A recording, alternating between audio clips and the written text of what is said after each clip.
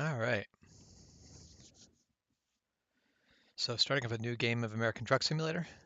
This right here is where I want to be. This is what I would like to be able to buy and drive. But list price $178,921 and my money 1,863. So we're just about we're still basically 180,000 short. Although realistically, maybe I should be going for this, the more classic truck look. But even in the short term, what we're going to be looking at first is just getting a very simple day cab so that we can be driving our own truck, so we be our own operator. But that's still going to cost $112,000, and we're not even close to that. So let's leave this truck dealer in Tacoma, and so far the only thing I've done in this game is the tutorial, which earned me a couple $100. They start you at $1,500, and I assume that's just so that you can pay for, fines, fuel, all that sort of thing. But the one thing that we can do is we can work for other companies. So let's take a look. We could, from Tacoma to Wenatchee, we could get paid $6,441 for, what are we transporting? Just a standard delivery. Company is HMS. I don't know what we're, so frac tank. Seems where the money's at right now, delivering frac tanks. But a 3-hour drive down a windy road. No, that is not the time. How long is this delivery?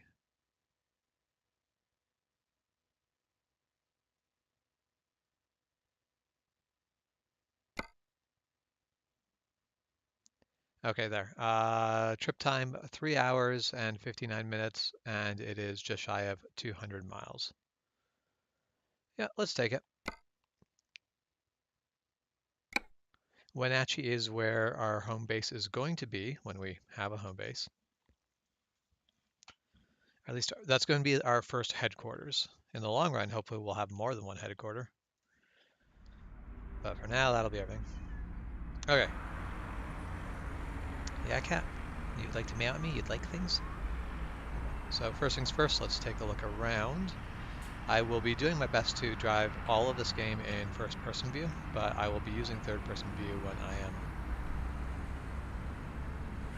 when I am not. Basically, when I'm stopped, I'll be using third-person view for the same thing that, like, as a truck driver, I would get out and look around. Like, when I am driving a truck for work, which is definitely not big rigs, but I do drive a truck for work sometimes, and when I do that, I will get out and look around first. Okay. Nope. Gonna have to. So it's gonna take me a moment to remember what I've got set up for controls here.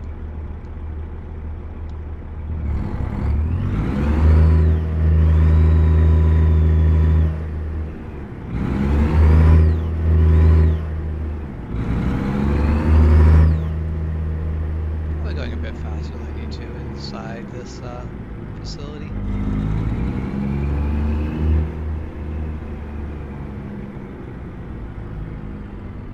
Oh, nope, not what I want to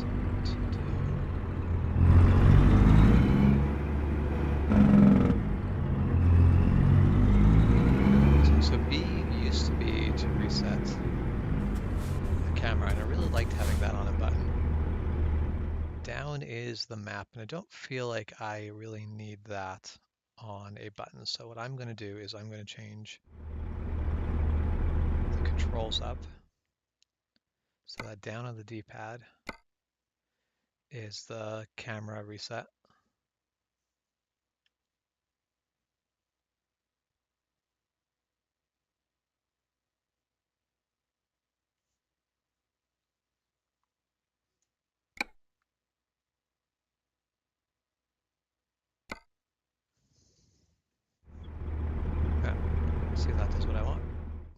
Nope, that does not do what I want. Might be set for doing both currently, which I wouldn't notice. So let's take a look. Also, I may not have applied.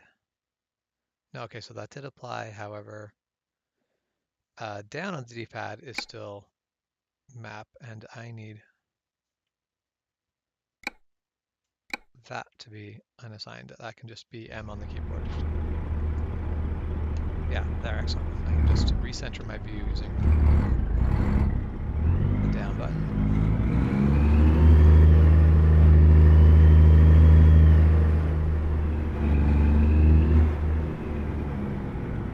And normally the shoulder buttons would be my turn indicators, but that is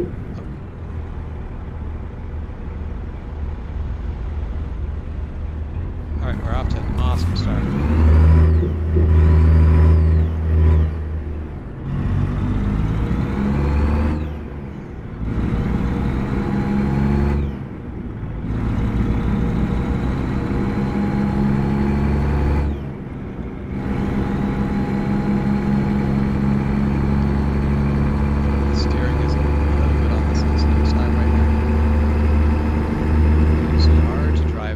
Without basically the steering is twitching back and forth a bit.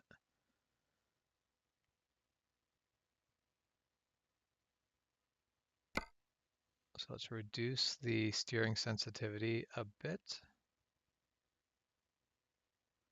And actually I think the big thing is I want steering non-linearity. The faster we're going, the less twitchy I want the steering to be. So I'm just going to take a bit of fiddling to get it right.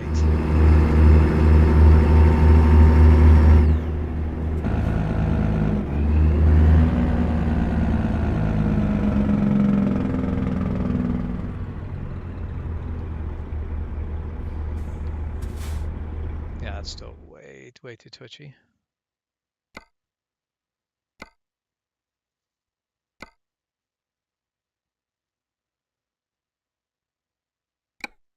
Oh, no.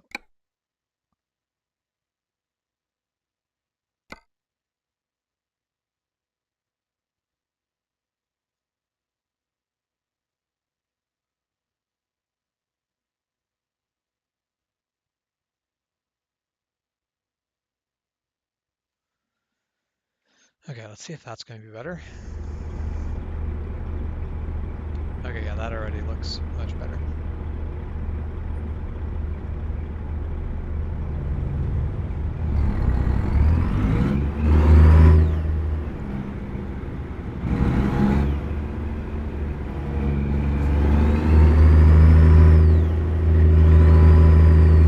It's going to be a pain in the butt when I'm in a parking lot and wanting to turn from side to side. It takes forever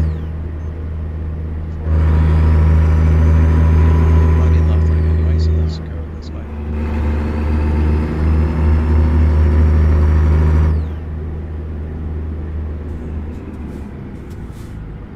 Oh, nope. We've just messed up.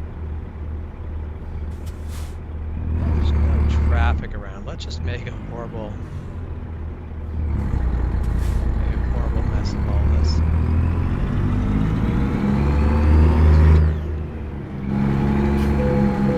Oh. Yeah. So day one, I'm going to say that our boss will probably be very unimpressed with us.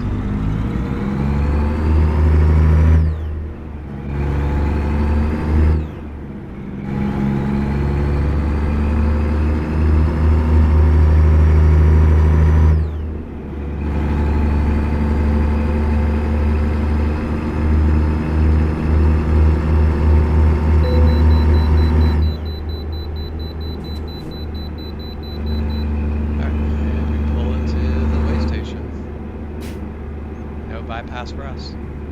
Hey Michael, how's it going?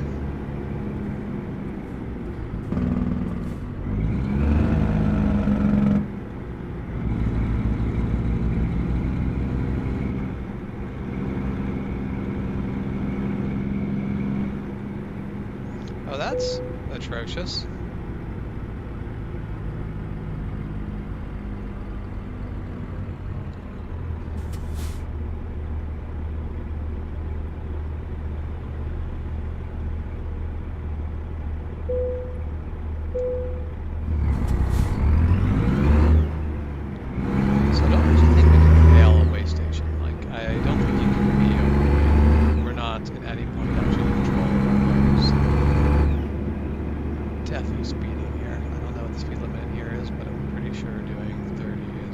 fast way.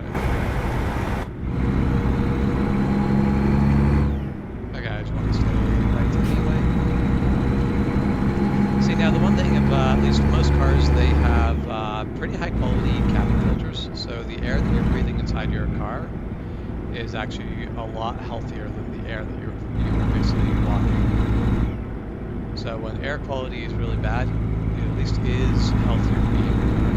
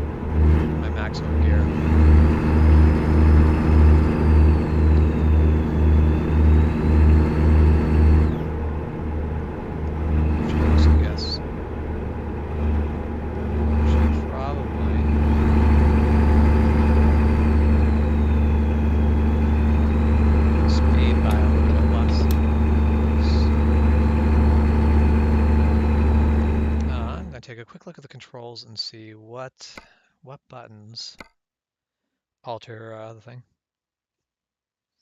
All right, we'll see you in an hour, Michael.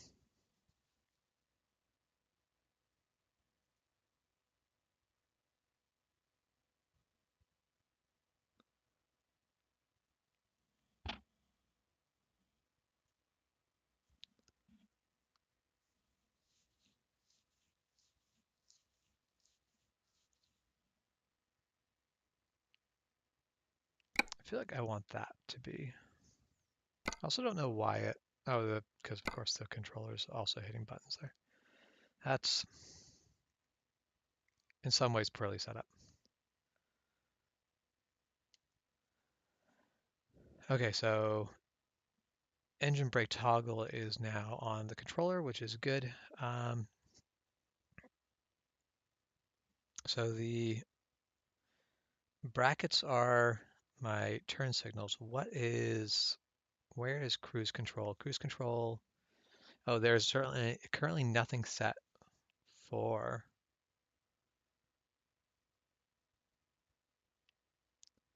Well, let's unassign throttle and brake from the keyboard because we're not going to use it ever there.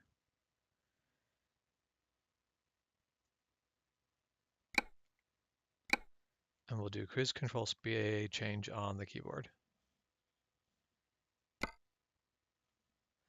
All right, back to driving.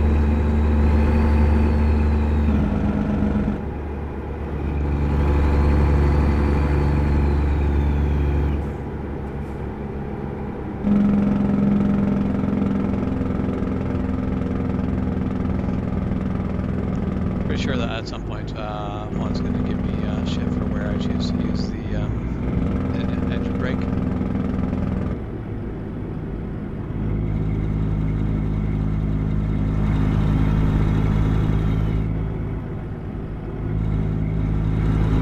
I do use the engine brake pretty indiscriminately. It's that thing that truck drivers do that annoys everyone by using their engine brake in urban areas. Yeah, I'm doing a lot of that.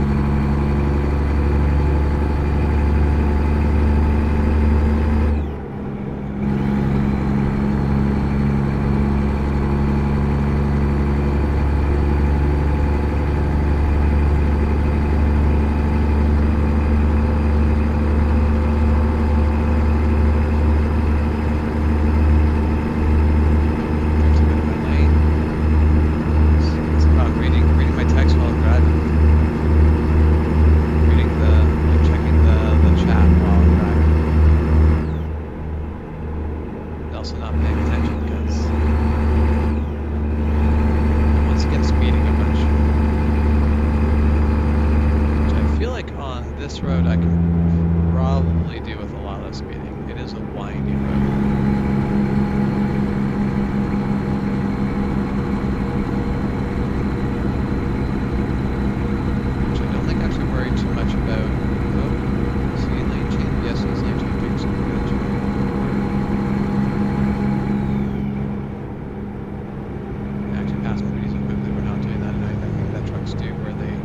pass someone, but take forever to do so.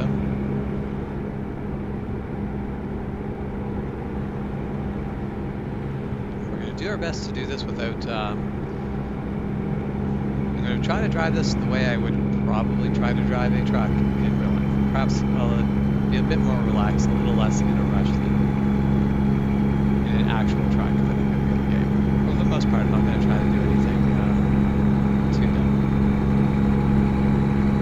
It's interesting looking like.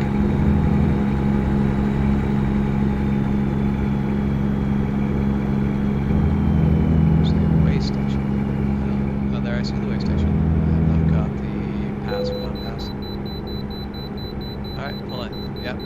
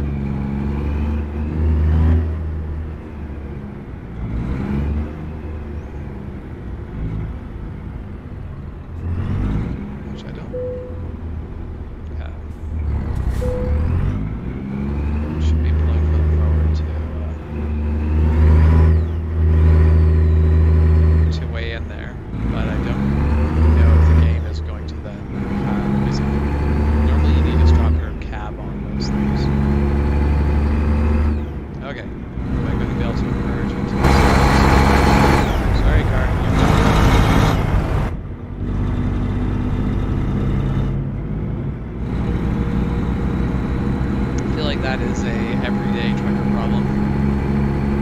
People have the room, people can just move over.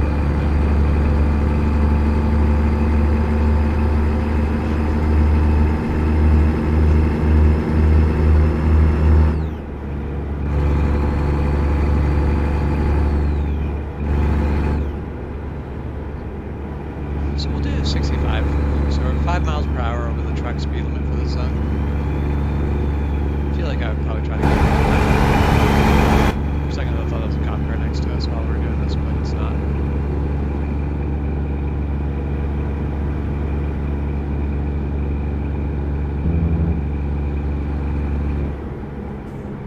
Okay.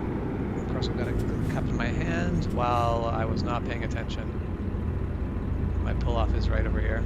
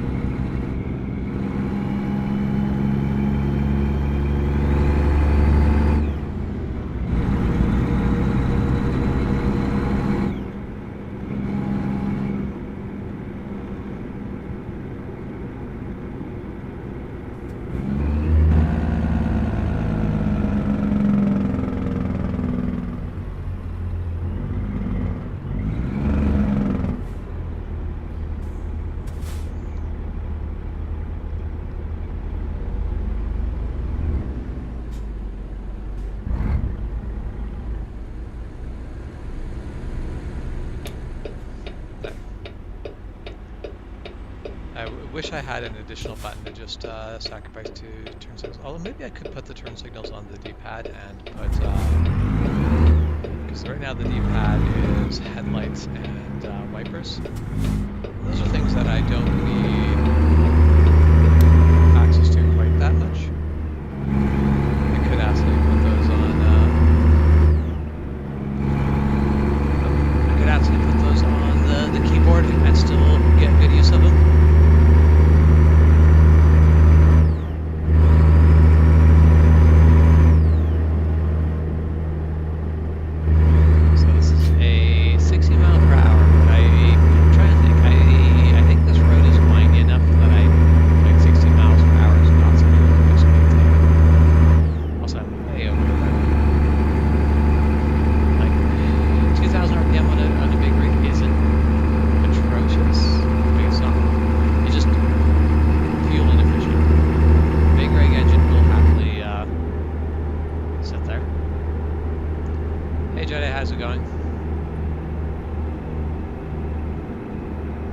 Oh, game is louder than I am. I will adjust that. I'll adjust the volume in here. Oh yeah, I am not surprised. This is the problem if I have it because of the way I've got Discord and all that set up. I need to adjust it in this end, but this should hopefully be better. But yeah, thank you for letting me know.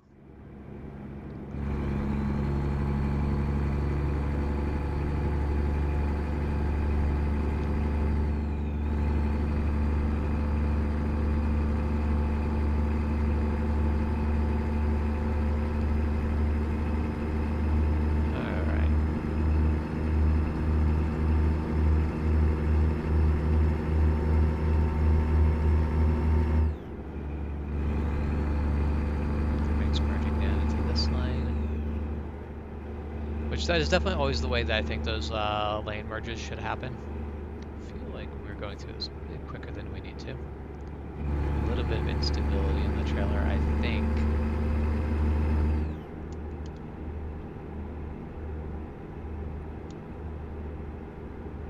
We'll let it use, we'll give the cruise control engine braking if it wants.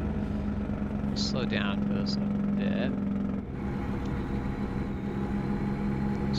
Down to 50 for a 45 corner, which is probably more than I need to. I feel like I know talking to Juan and Jeff that they mostly ignore the signs when it's only asking for things like 45 miles per hour. When you come up to a corner and it suddenly wants like 25 miles per hour, that's the point where you start to need to really consider how much speed you can actually carry through it. I need to downshift a bit, get more into my power RPM.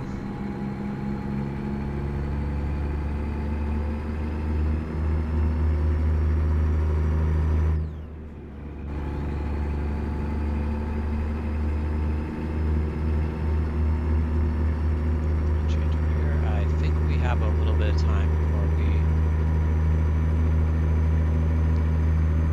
we pull, basically before we have to get off the highway.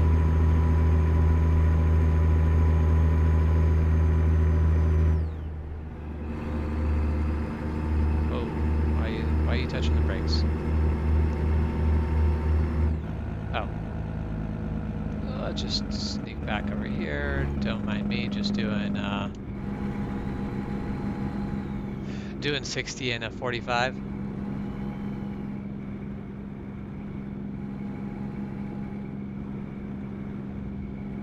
All right, a little bit more down. I will do so. I think probably the biggest noise is probably when I use the engine brake. It is quite loud. Let's see if I don't think that made much of a difference. I think that's still pretty close to the same volume as before. We'll drop it down there.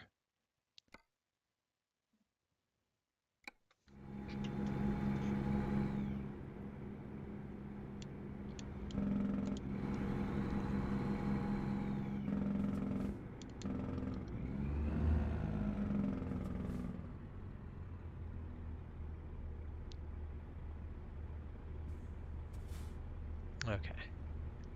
Hold on. I thought I had air brake simulation on, but that didn't look like that was the case there. Gameplay. So we got fatigue simulation on. We have traffic offense off because traffic offense can be way too fiddly. I will still do my best to stay with obeying the laws, but also just a little bit of speeding.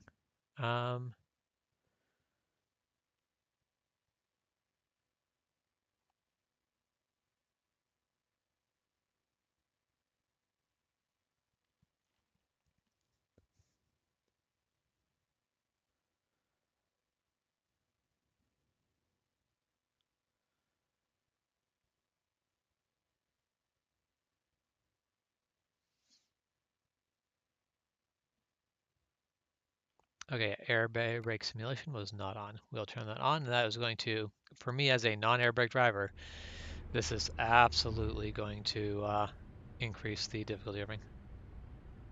Oh, so nobody's in that turn lane next to me.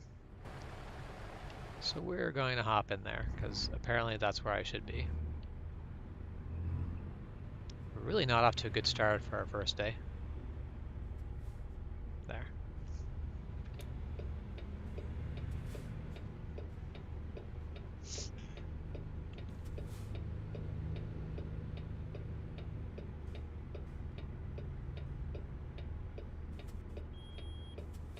Yeah, okay. Yeah, engine brake, or the air brake simulation is now on.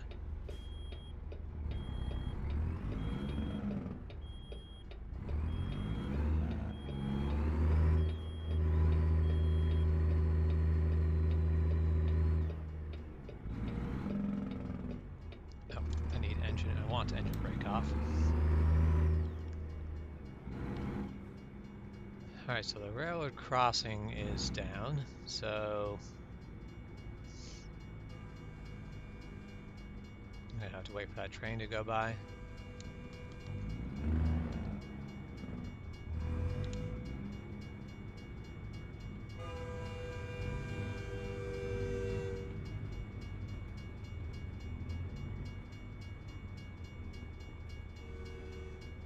I'm actually going to take this moment. I want to just adjust.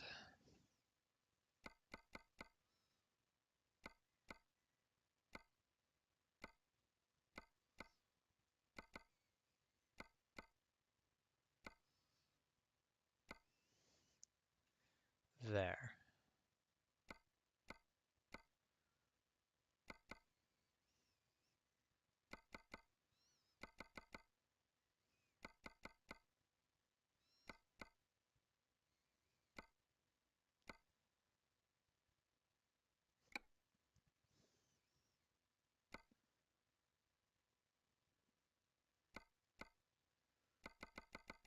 So I want to see just a little less of the truck.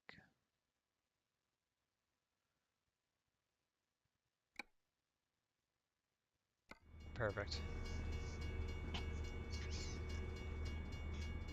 That was a relatively short train. Okay.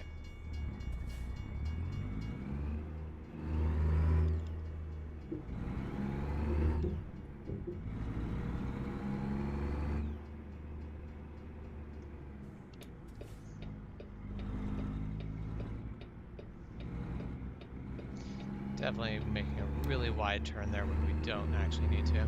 That was not... was a more...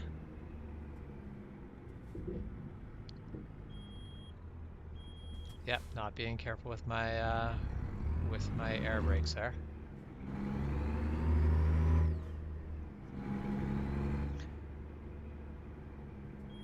Yep, I'm tapping it. Tapping brakes is perfectly fine with a hydraulic brake setup. Less so with air. Okay, so they want it right there next to the forklift. Now, this would be very easy to do if I just basically pop this over to third person perspective and did this, but I'm going to try to do all of this from basically anytime the truck is moving, I'm going to try to do this in first person perspective. Well, there's no way I'm making there's no way I'm making it in there on first try.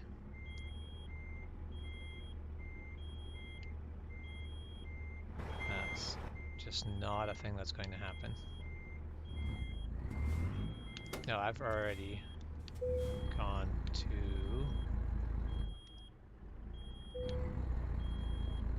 Oh, why did I...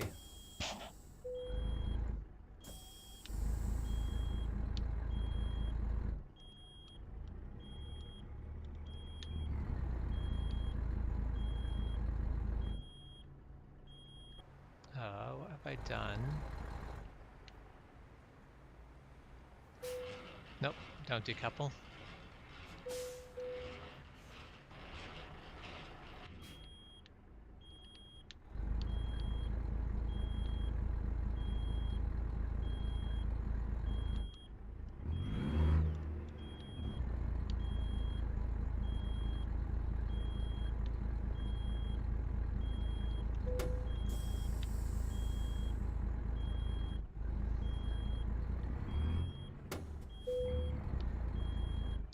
Why is my parking bright?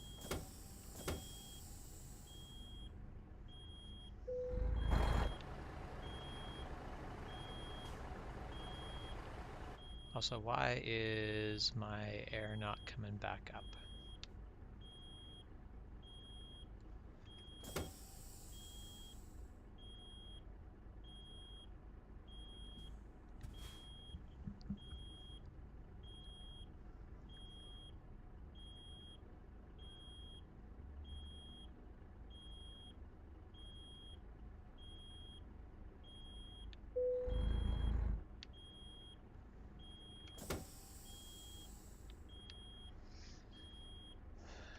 So I've got my parking brake is stuck on, and I don't know why.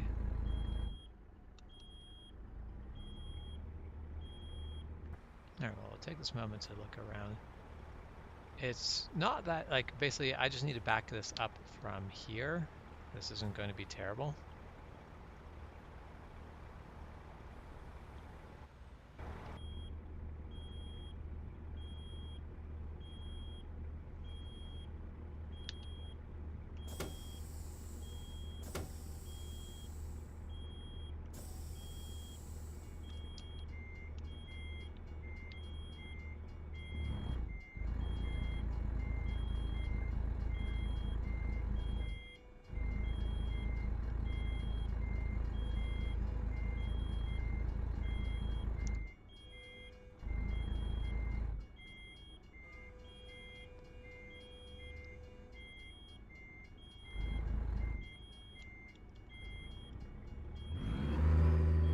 Oh, that's why my air pressure's not building up. I understand. I can sit here and actually, if I just rev up, I'll build up air pressure faster, which makes sense.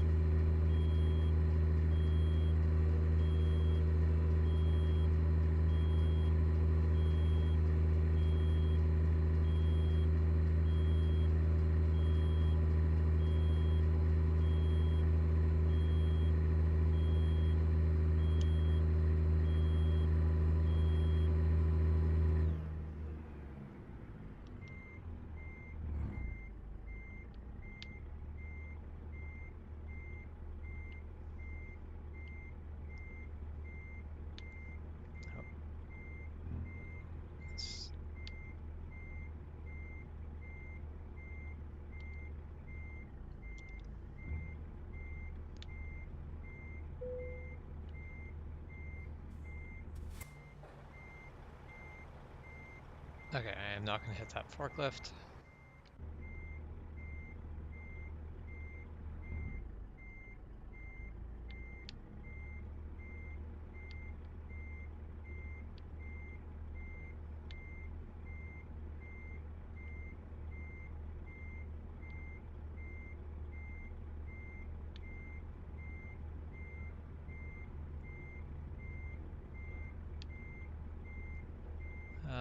Not great, but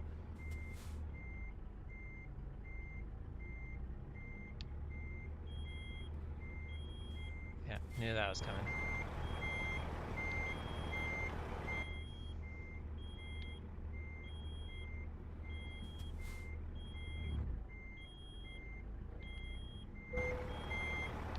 Oh, that is terribly aligned. The game says I can just drop it there and it's good enough, which I feel like is the equivalent of, in real life, people just being like, you know what, no, go away.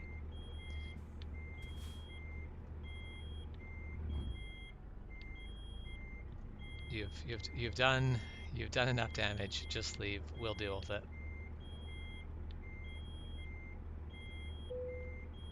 Okay, there. I feel like that at least is, well, no, it's still not really straight. It is straight enough. It is a lot better than it was before. So we're going to decouple. The job is done. We have earned ourselves some money.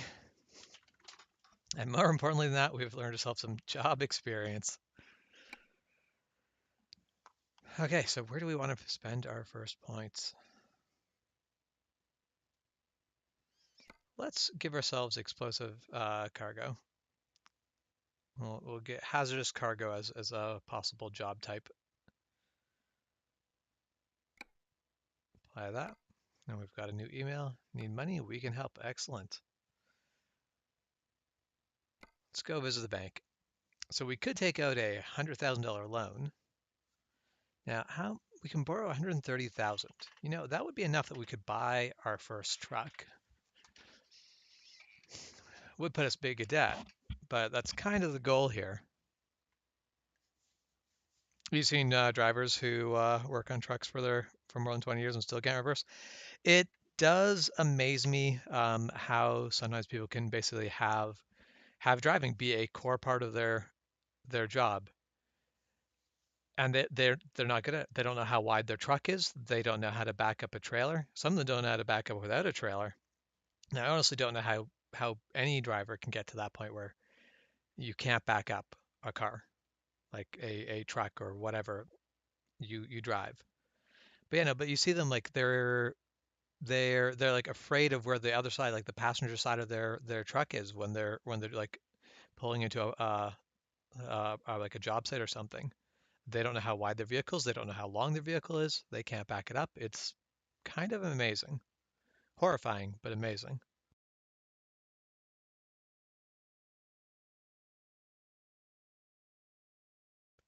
All right.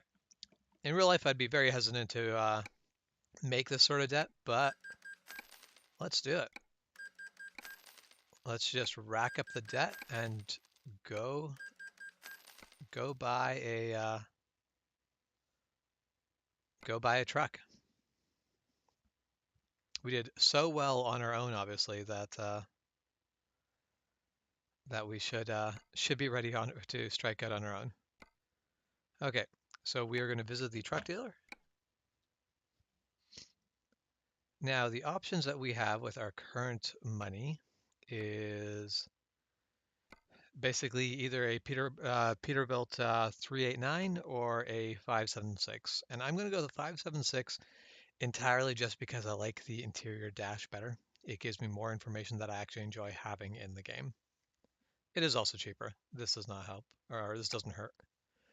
All right, well, let's configure it. And by configure it, I mean let's basically change the paint job because everything else is pretty much locked.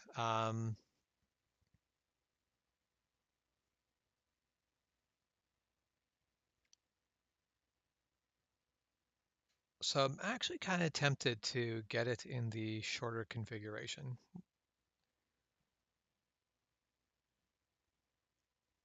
It is not really going to make a difference, but I kind of like the idea of starting with one of those tiny little day cabs. We'll also keep the cost down. We'll uh,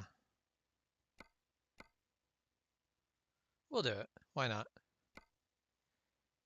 Look less traditionally truck-like.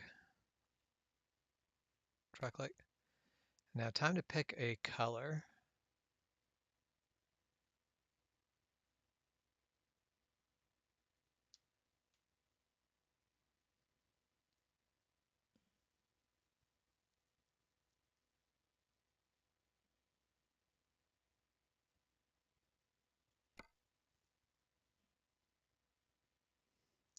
Yeah, that is. I know that the smaller wheelbase is going to limit what I can haul a little bit. I do wish it would tell me exactly what the what the difference is going to be.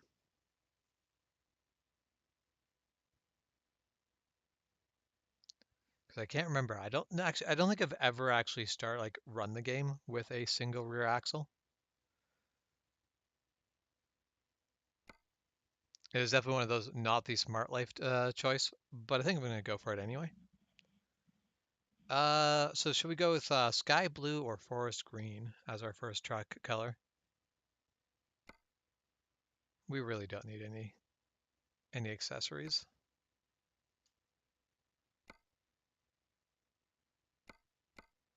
We're just going to keep the cost super low, nothing fancy.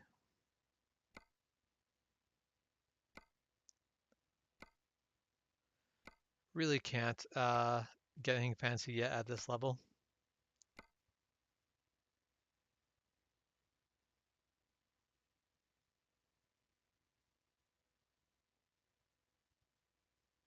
Basically, the best thing we can do is just get more holes in our rim. Yeah, we pretty much everything's still locked. All right, what do you think, Juan? Sky blue or forest green? I feel like the forest green is a bit of a light green. It's not what I would describe as a forest green. Pure red is not an option because that is $100 more, and that is beyond the scope of my budget. Same with sunny yellow.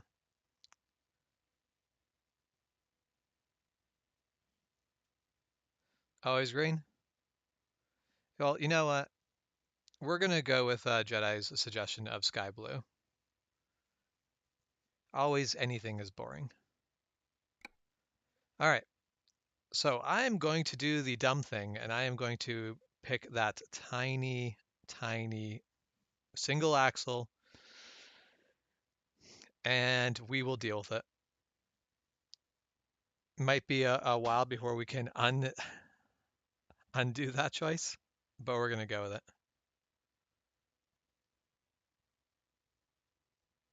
All right, let's go ahead and buy this truck.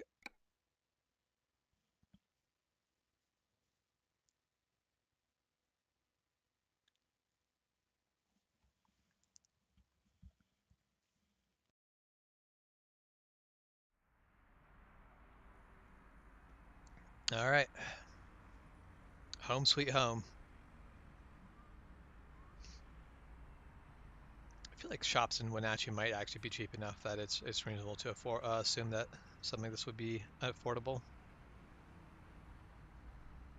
I know trying to have a shop this size out in like most places in BC would just be ridiculously expensive. But okay, first things. Oh no, I don't want to pause. I want the job market.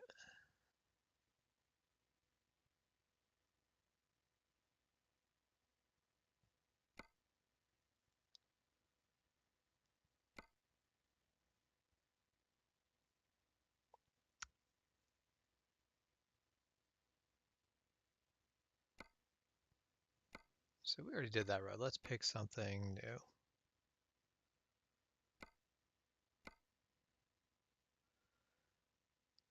Okay, so we're gonna be towing 60,000 pounds of mortar. That seems like a lot of weight to put on this truck.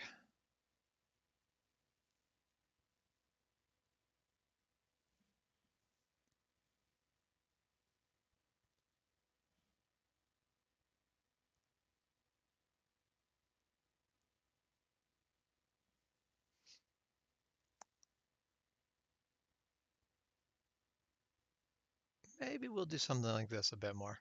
We'll go down and wait. I'm like, that's all. I'm like, that's not realistic. I mean, so tell me, what is how much weight should I be able to pull on a single axle truck? What would be my legal weight? Because I'll probably actually just end up going with these plows. 6,000 pounds. I'm pretty sure that is well within, seeing as you don't actually. Now, why are you towing 6,000 pounds of plows with a big rig? I have no clue. That's Ford F-150 territory. 45,000 pounds. So basically, this 41,000 pounds of salt and the 45,000 pounds of utility poles for the totally not Home Depot would be good options. But I'm going to go with the plows. Unless the... Actually, let's do the pump jacks. Why not? Let's do this. All right. We've picked our job. We're basically driving a glorified... I do love I'm just rolling out into traffic here. Luckily, this is like small town Wenatchee, and there is no actual traffic.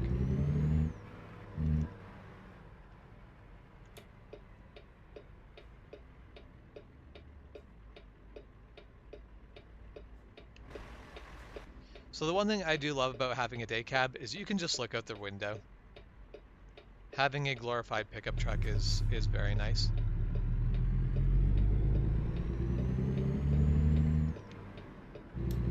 Although even in my glorified pickup truck, I'm still not driving well.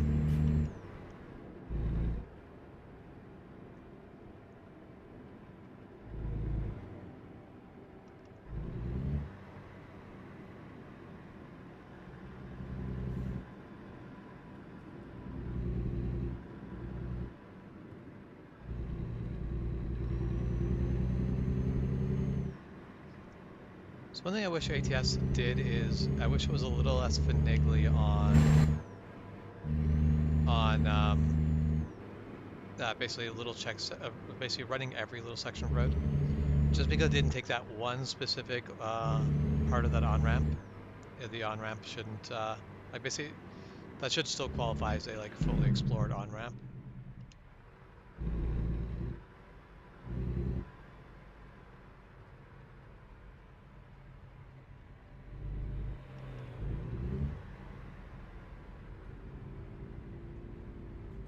Yes, doing Juan's job poorly would be a much more accurate description.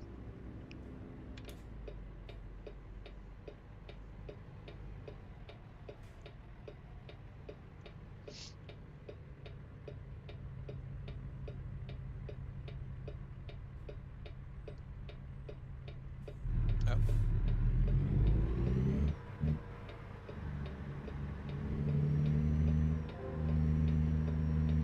To be fair, I feel that it is not surprising that I'm doing Juan's job poorly. I think it would be a safe assumption by anyone who's of a high enough level of intelligence. So I'll just leave it right there.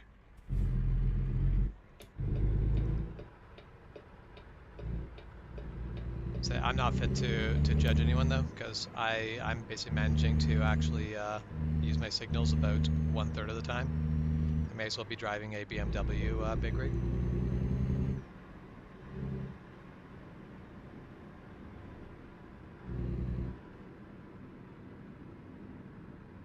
Oh. Dang it. I was supposed to go in there. You know, no, we will do the responsible adult thing. We will do the thing that everyone should do when you do something like this. When you go past, just make a loop. Don't make it everyone else's problem. Oh, damn it, and there's going to be a train. Oh well, I earned that. We've come to a stop. Downshift a whole bunch at the stop because I didn't downshift on my way to.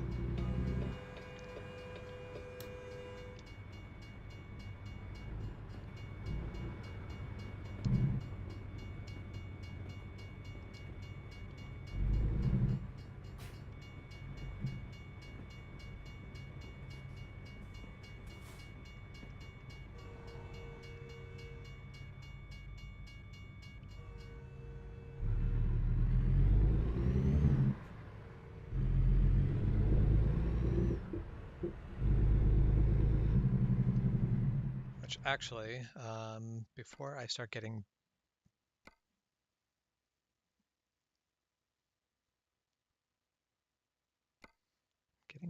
emails, okay. I realized I did get more of a loan than I really needed, so we're going to repay back the bits that I can.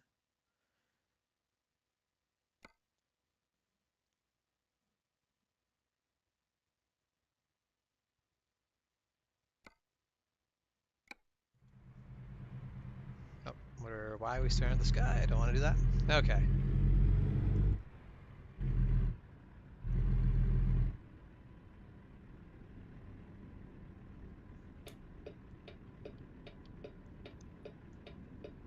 I'll just take out wide in my glorified pickup truck.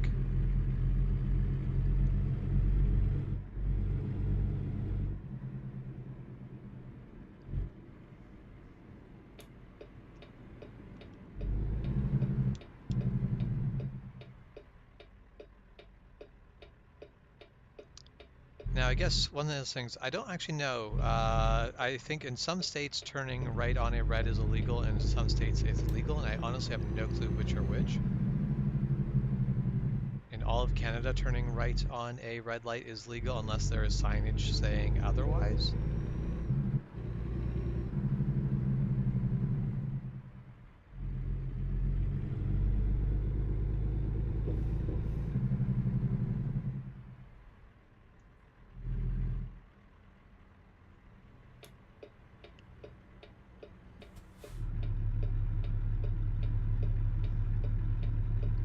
So we're going to go ahead and turn right here.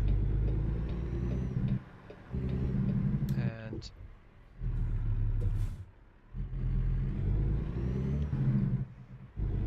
okay, so that's that's how you handle it in real life. Just go, well, deal with the ticket when it comes because it is what it is. Okay, going to take this job. So we have basically we have both the plows and the pump jacks right here.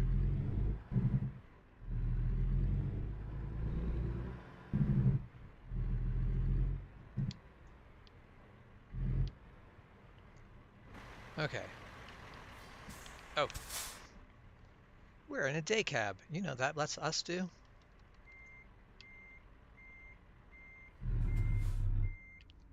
It lets us use. No. It lets me completely mess everything up because. Yeah, all right. You don't need to like back straight up to.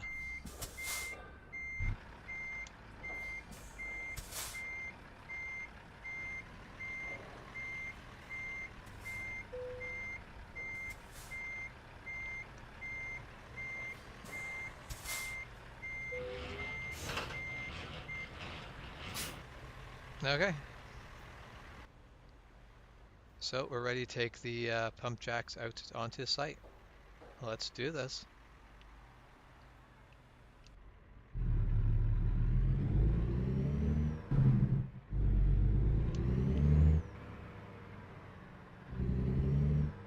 So this is going to be a 4-hour driving. So one other thing I'm going to do while I have a day cab only, I am going to try my best to avoid taking any jobs that are long enough. Oh, okay, rear trailer did clear. I wasn't sure that it was going to.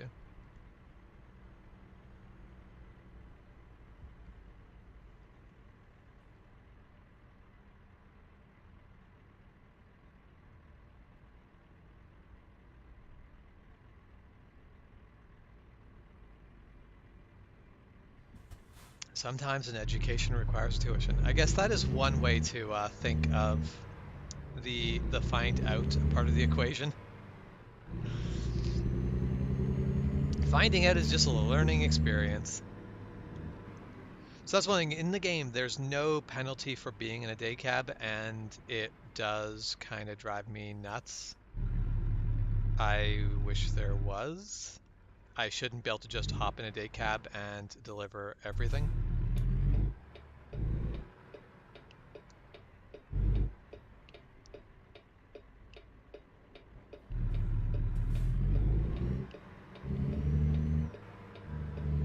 Okay.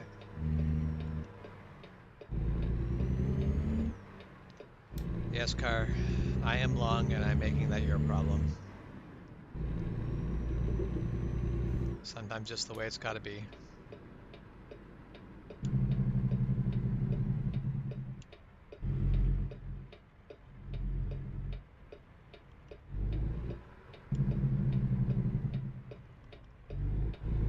feel like I have an over-reliance on the engine brake in this game simply because I'm trying my best to avoid using the air brake where I don't need to, just because I have it on simulation.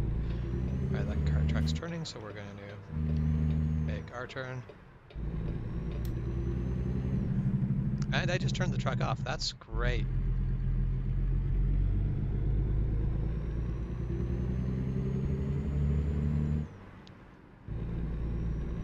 Well, welcome home, Michael.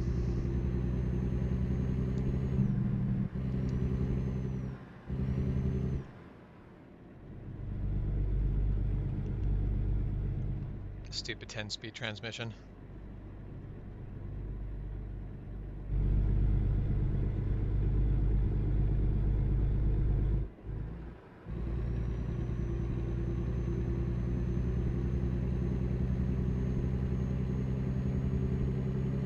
Yeah, I guess so. That's one thing I forget is you're probably using your engine brake all over the place, even places you're not legally allowed to, because your engine brake is quiet.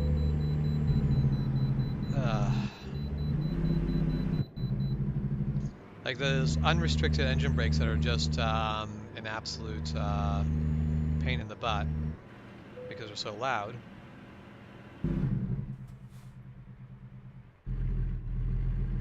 Are basically it's not. You don't need to have your engine brake just venting out and being loud as all heck.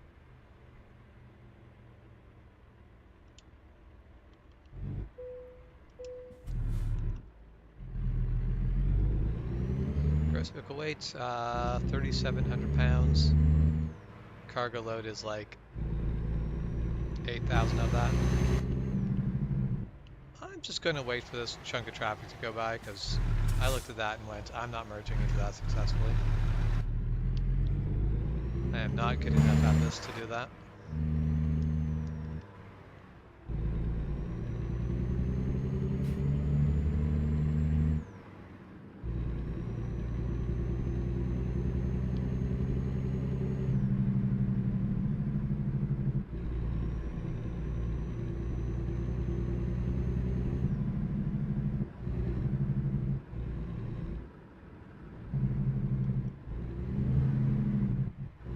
That was definitely funny, Juan, because earlier in the stream I was basically talking about how you were probably going to be salty with my air brake usage, but I thought you were going to be salty with me for using it in urban areas, but I entirely forgot that yes, you are using it all over the place because your air brake is not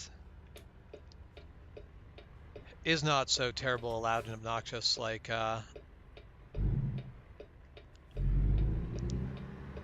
many of the older trucks, which are just basically venting right at the brake.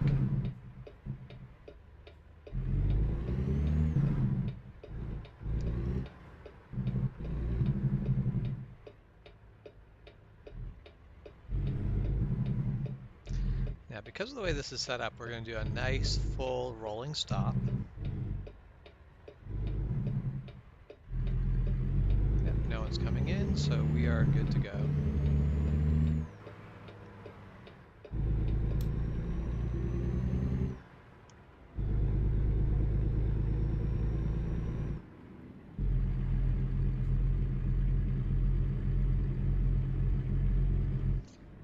That basically jumping from 8 to 10 is not good.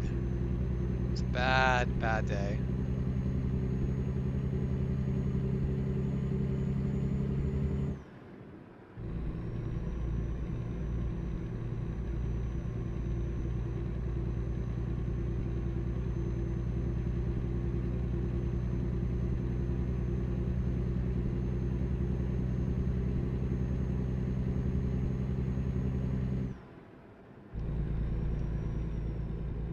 Definitely going over the line there. Good thing there's no other traffic to worry about right now. There's no risk of me doing speed limit because I don't think I can hit speed limit right now.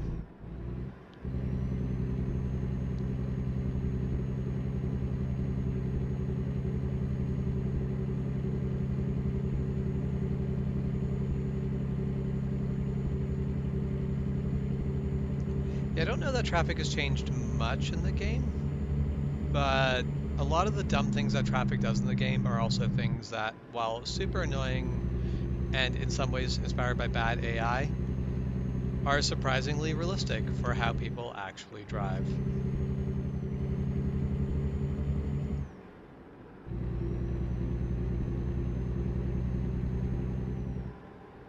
Yeah, I would love to have a steering wheel set up for this. It would be pretty amazing. Ah, yes, the nice sound of coasting. Mexican overdrive. I guess not actually Mexican overdrive. I'm not bypassing a speed limiter by going downhill. I'm just managing to make speed limit exactly.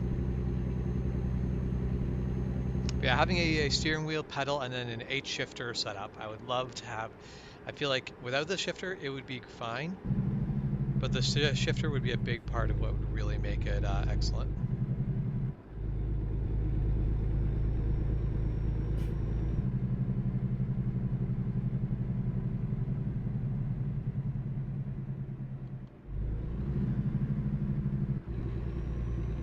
Slow down a bit more than I meant to, but I just didn't trust that big rig in front of me to not slow down.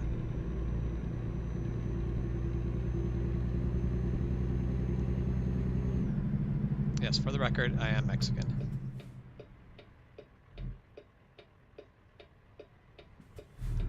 So my Mexican overdrive is legitimately Mexican overdrive.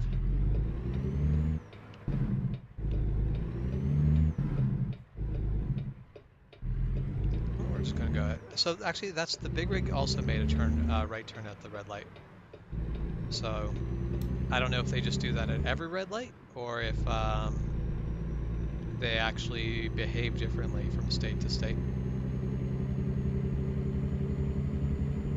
All right. Yeah, have a good one, Jedi. We will see you later.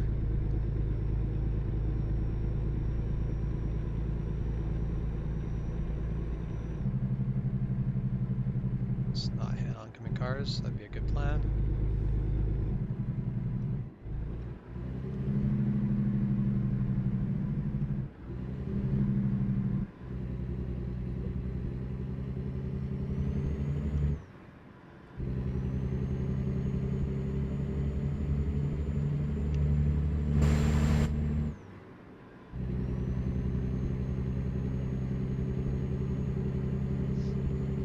All right. We've made it onto the freeway. We'll see if we can get up to speed limit. Maybe even a little bit past speed limit.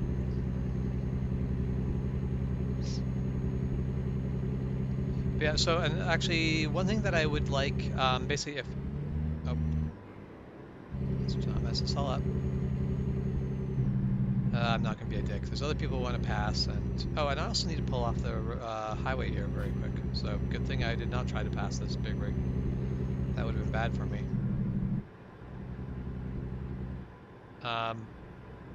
But yeah, I would also like a monitor setup, either like a VR setup or basically have like curved monitors and have them basically curved around so that I can look around. I can basically look out the windows just by looking around, not having to actually move my viewpoint around. Because it'd be really great being able to use your peripheral view while driving. Actually being able to see both mirrors, because I would actually love to be able to turn off the right-hand mirror that sits in the upper corner there and actually be using the far mirror the way it should be. But I basically want bigger monitors and I'd want them wrapped around me.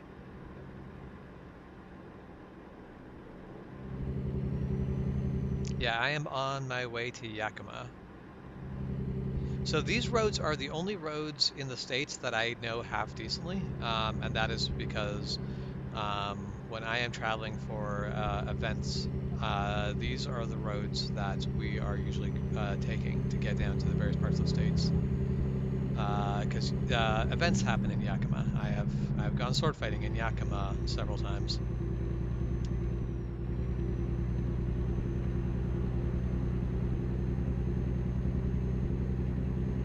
Yeah, like three monitors curved would be even better, but just, yeah, having monitors basically out at an angle, having that set up.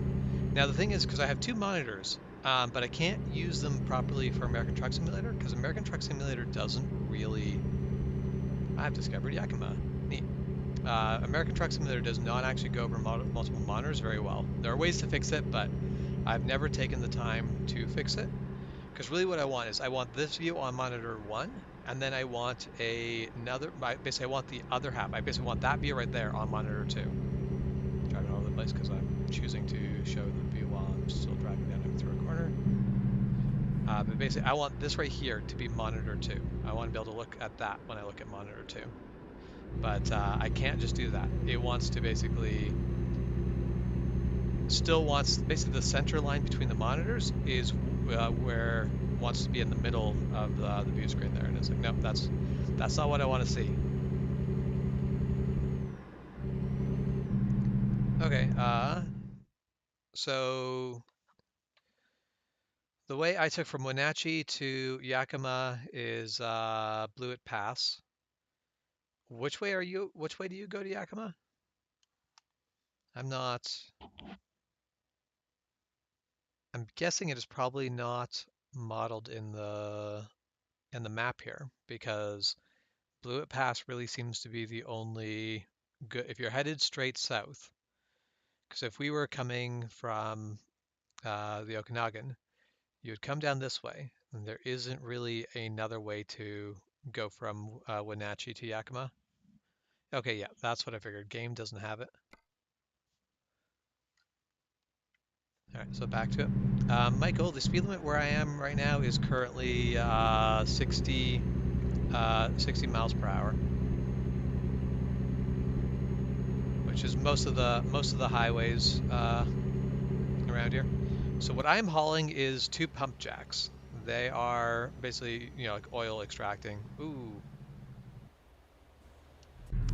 Good thing I was watching that out in the distance. That could have been very bad. Truck merged and brought everything down to a halt. Of course, I just slammed on the brakes. I did not make a graceful slowdown there. But, oh, the real world, this is 65? Well, have you called into to the game developers and complained that their game is unrealistic? I honestly cannot for the life of me remember who makes American Truck Simulator right now.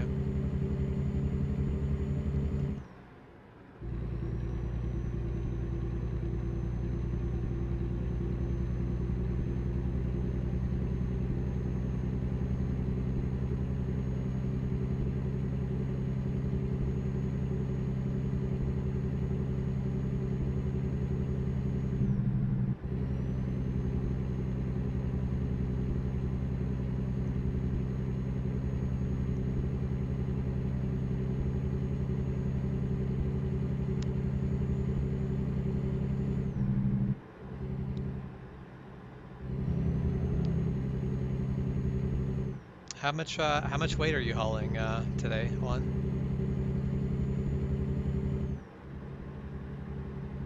It's definitely going to be more than I'm. Sweet, I get to finally bypass the scale. First bypass I've got so far. Over width, over length. Are you also overweight? Oh, sorry, car, we're going. I was going to let them pass first, but I get to bypass this, and people were slowing down. Of course, now I'm stuck out here with cars that are speeding. So now I'm basically just stuck in the left lane, going slower than the people in the right lane.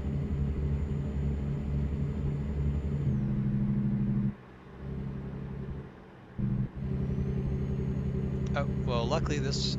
Oh, excellent. This, well, no, not excellent. Now I'm staying here stuck passing these 2 trucks. I was going to pull in behind them, but then I realized they're both going slower than me. I'm also speeding like crazy right now.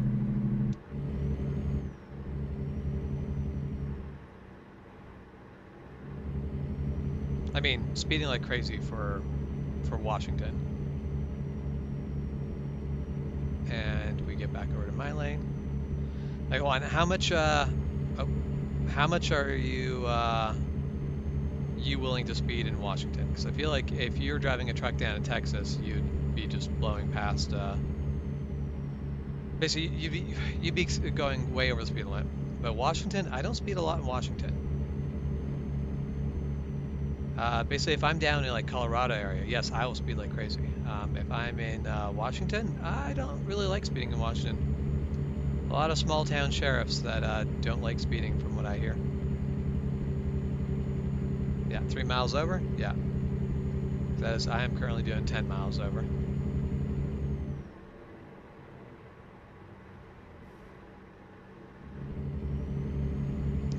Yeah, fastest speed limit in Texas is 85 miles an hour, and the slowest anyone drives is 90 miles an hour, I swear.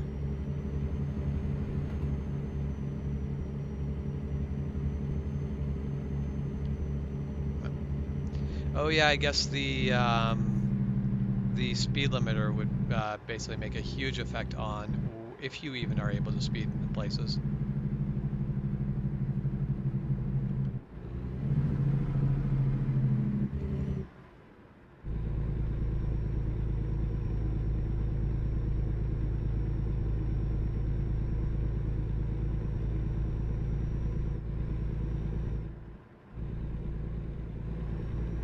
So we are just going to go ahead and claim this lane now. So otherwise it may not be there when we needed it. Alright, we're just going to continue to tailgate this guy for a bit. You've been pulled over for 3 miles an hour, or 3 miles per hour over. That sounds like I'm guessing that's in Washington, but could also be in. Okay, yeah, that makes sense.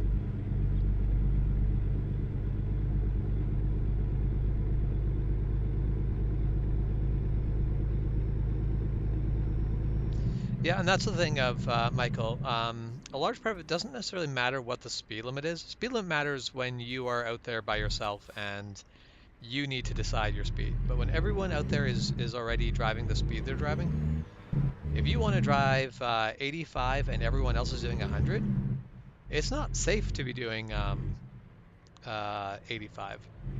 People are going to be trying to do aggressive things to get around you because you're just driving so slow compared to everyone else. That's introducing a new hazard to the road. Just go with the flow of traffic. Oh no, I just realized this is going to suck. I can't basically back up Super Bs worth a damn. I back up single trailers. Single trailers I can back up all right. Double trailers I absolutely suck at. I'm not sure how I'm going to do this. I said I'm going to try it. I am going to try to back up the two trailers, and I'm going to try to do it from cab view. If I mess it up, then I will try to do it from out of cab view.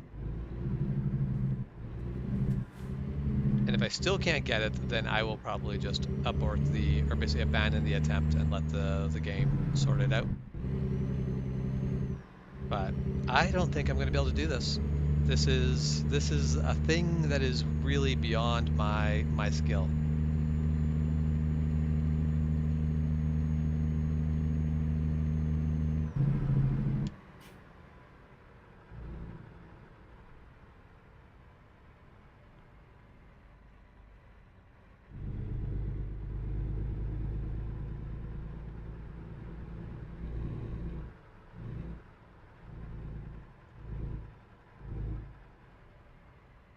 So usually I see cops will, if they see a stack of cars, they will pick usually the first person or the last person in the group.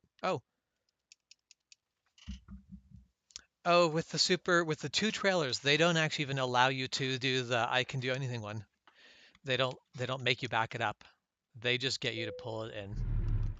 I mean, I'm kind of grateful because like I said, this is not a skill I have.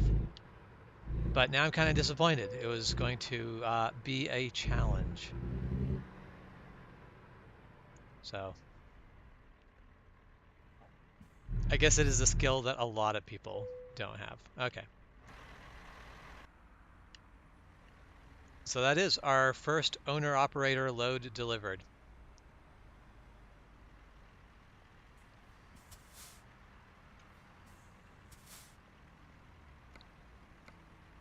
Because that is we delivered 6,600 pounds of pump jacks.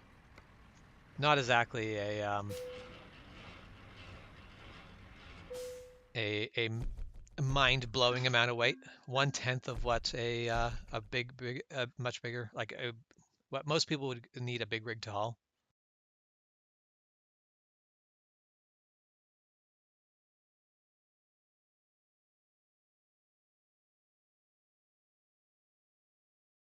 So there probably would be a way to have chat read to you. The problem is I don't know what options I have that aren't going to also come over the video.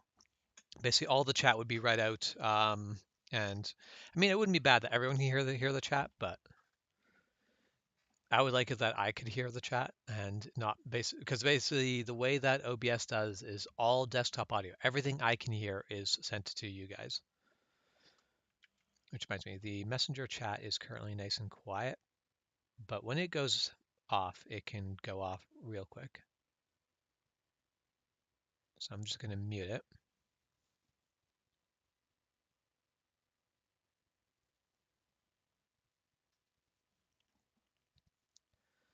Okay. So first things first, let's go to the bank. We'll pay off the additional $10,000 loan. So we still owe $100,000. I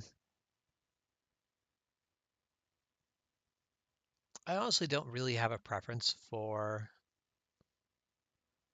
any of these, so we'll just start we'll skip long distance for now. Actually, no, we'll go down the list. We'll just go down the list and carry on going.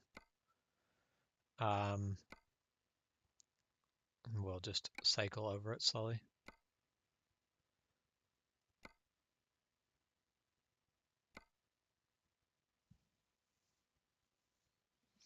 Oh, there.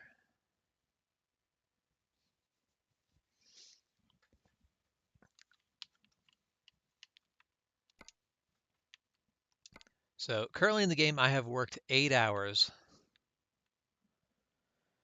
So it means I've got another few hours I could do before.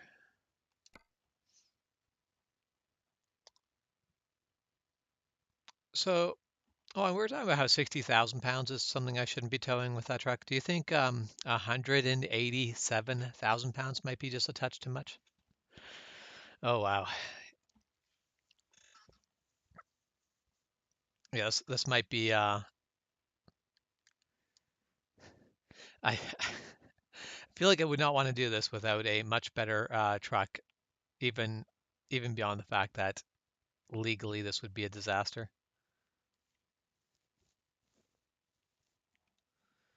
Okay, so modular house weighs 44,000 pounds, so it is a wide load, but it is a wide load that I should be able to handle within my weight limits.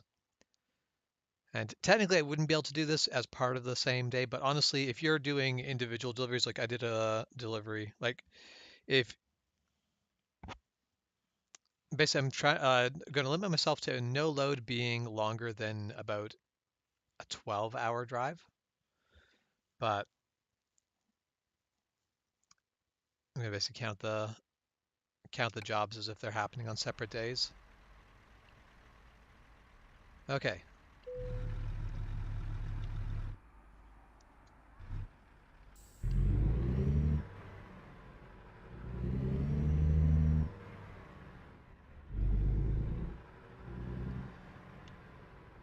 You know, I wonder about that. I don't know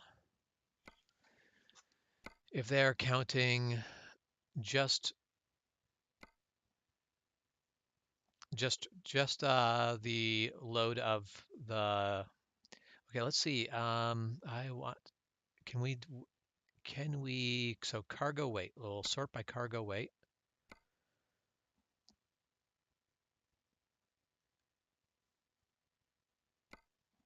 So the lightest cargo we have right here is one pump jack is 3,300 pounds.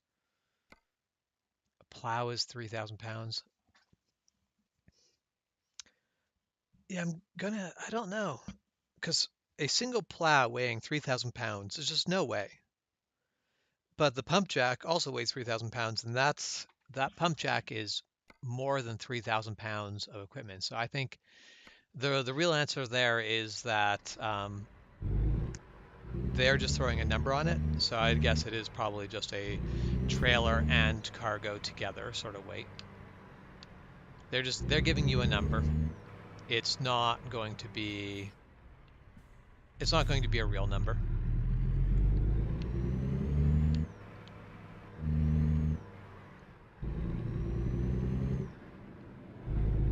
But let's go get some interesting cargo.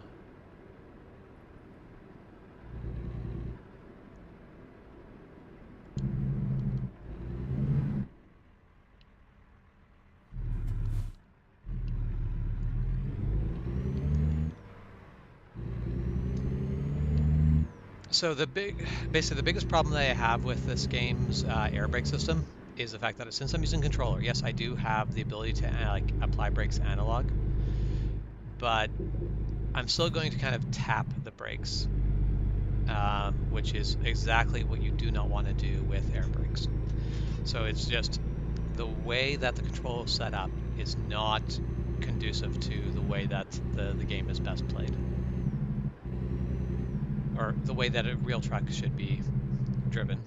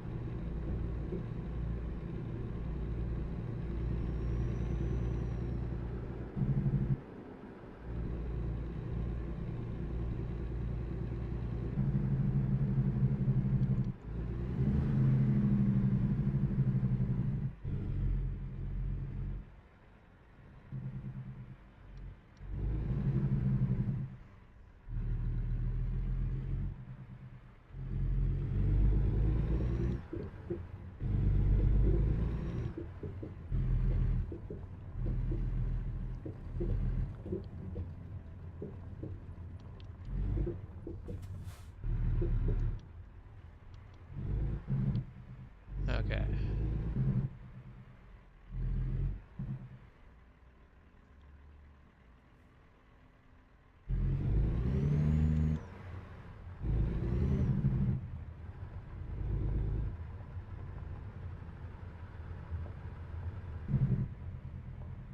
So today you get paid 8 hours of work to just sit here and watch YouTube. Yeah, I guess sometimes that's probably great. There are other times where that probably sucks. Basically, that is as a novelty, that sounds pretty awesome. If that was to be happening regularly, I imagine that would get real old real fast. All right, well, now this is where the truck haul chassis comes out of. So the big thing I'm interested in is price per distance, because we're going to get paid $49.49 per mile, which is just so ridiculously high. Like I'm like, other than really specialty loads, I'm pretty sure no one's making more than $1 per mile, and specialty loads probably are not getting paid by the mile. Well, that's going to be an interesting road. I didn't realize. So this is going to Burns, Oregon. That's a windy looking road.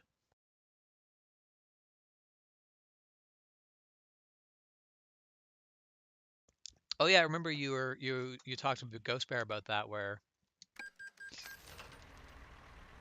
um oh, apparently it's nighttime. All right, so it's been fitted. We are ready to haul. I mean, yeah, but even then, like owner operators are like I am sure they're not getting paid. Like owner operators might be getting paid like dollar something per mile, but I would be shocked to hear that they're making anything that resembles this at all. But it's a video game. You got to keep it. You can't make it tedious like real life. All right, the escort vehicles will lead you. Follow their lead. So yeah, basically the vehicle behind me is going to move over to the other lane. I'll move up over to and the vehicle in front of me is going to go, and I will move into the opening.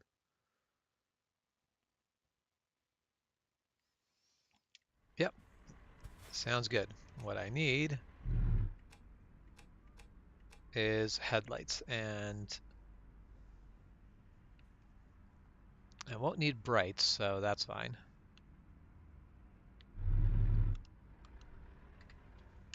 So this will be the heaviest load that I've pulled with my own truck so far.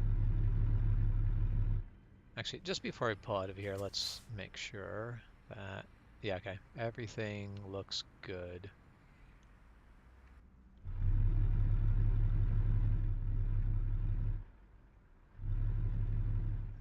Yeah, I wish that you could basically make a slider on how hard the game is on you. Like I do have so you can have fuel consumption be set to realistic, which makes it way more expensive to pay for fuel. But even then, fuel still ends up being pretty much a negligent in your finances. It ends up being a negligent amount. It's just not, I guess not negligent, a negligible amount.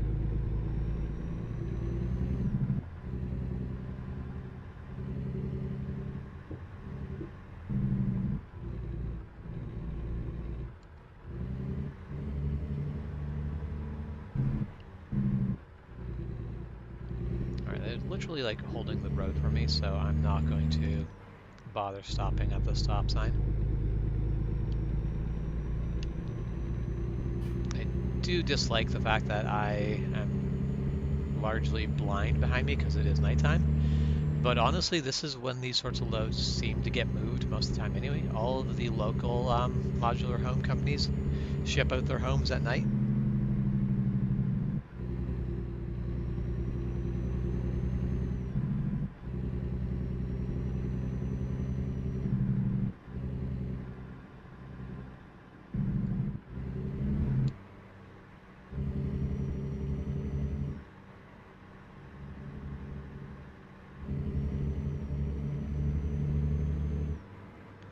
Yeah, now I imagine in some areas you're supposed to probably be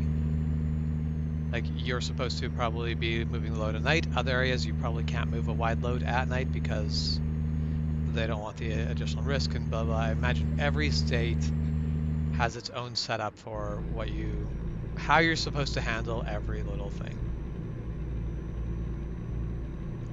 It's one of those things where I think doing long haul in the States would be frustrating in real life.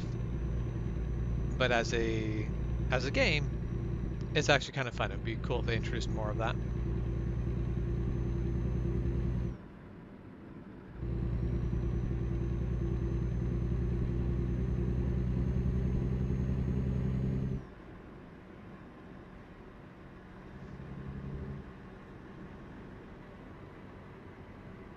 I feel like stopping traffic on a highway to get a modular home onto the road is probably a little bit excessive.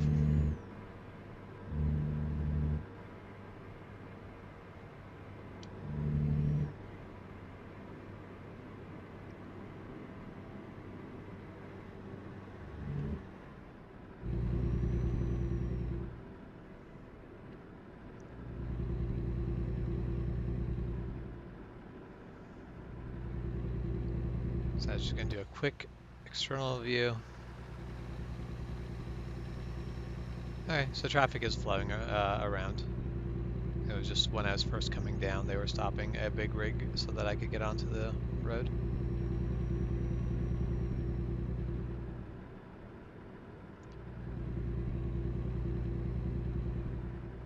So that is where I like the idea of basically building a mobile. Oh, I want to slow down here more than I was going to, because I forgot my engine brake was turned off. That is way wider than I meant to take that.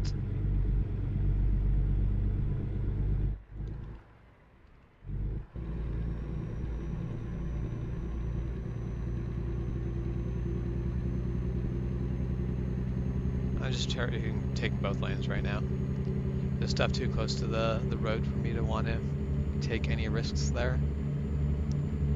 And this all turns down to one lane shortly anyway. Man, my mirrors are largely useless. They're not actually useless. They tell me where my far edge of my trailer is. They tell me if I'm gonna clip anything, but they sure as heck don't tell me anything behind the trailer. Although in real life, I imagine it'd be a little bit easier because in real life you could also be talking to the pilot vehicles.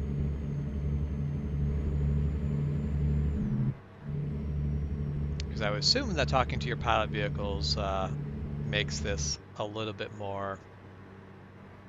easier.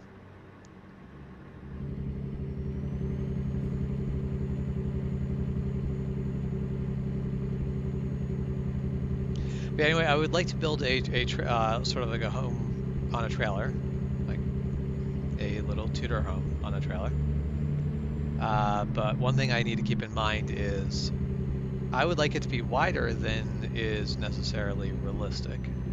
Because at a certain, basically as soon as it becomes a wide load, that becomes its own problem. So slide outs seem to be the way to get me exactly what I want.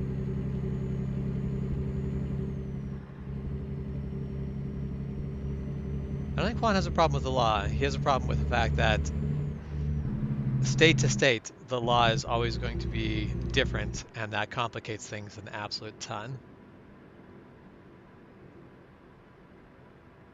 Basically, if all of the US came together and unified that this is how we're going to handle wide loads, then doing wide loads in the US would actually probably be really easy. But since that's never going to happen because the US is not a country and it is just a bunch of separate states, every state you go into is now something like a completely different set of rules, and you've got to manage that along the entire route. And that honestly just sounds like such a tedious pain in the butt for me.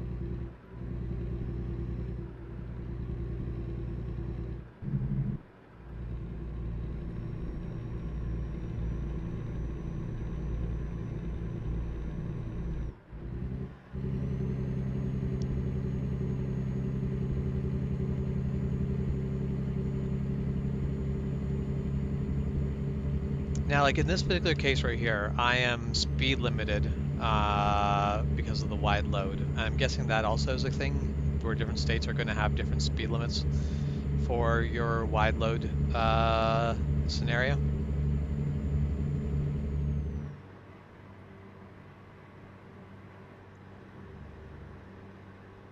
Say if the U.S. was a country, then you wouldn't have all these silly different laws.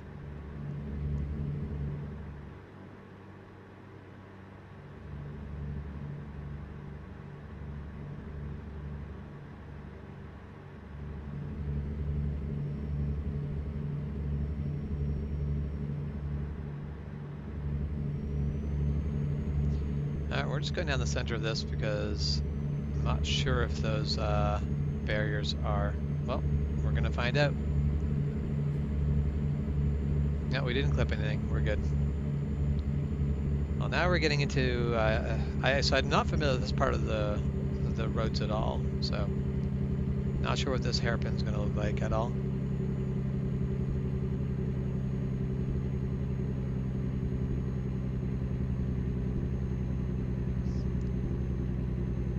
Sorry, what's a bug?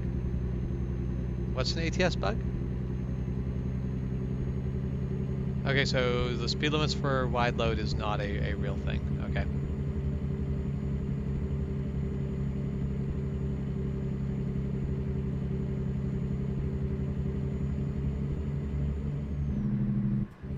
So the speed limit thing here is not actually a bug. This is a thing of if you take one of the special cargo loads, you get a speed limit for that mission alone. I know if you're doing convoy, there is whoever's hosting. There's a speed limit in their game files that applies that you can change. You have to go and like change it in the file. You can't change it in the game settings. At least you didn't used to. I remember running into that problem. But this is just a single player mission. It's not a bug. This is just literally how these missions are designed. Some of them have a speed limit. And it's literally just the car in front of me won't go faster.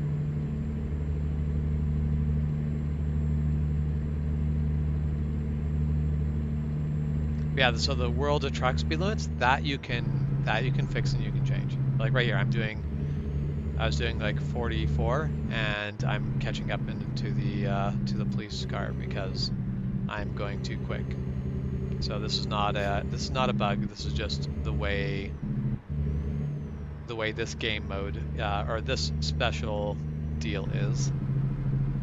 The convoy speed limit, that is a thing that you can fix. But yeah, no, World of Truck speed limit, I don't know if you can fix that, but you can fix the convoy speed limit. I don't remember. It's confusing. Yeah, so hazardous loads have a speed limit. Hazardous loads also have a speed limit in Canada, if I'm not mistaken. Over revving my truck. I have a tendency to do that.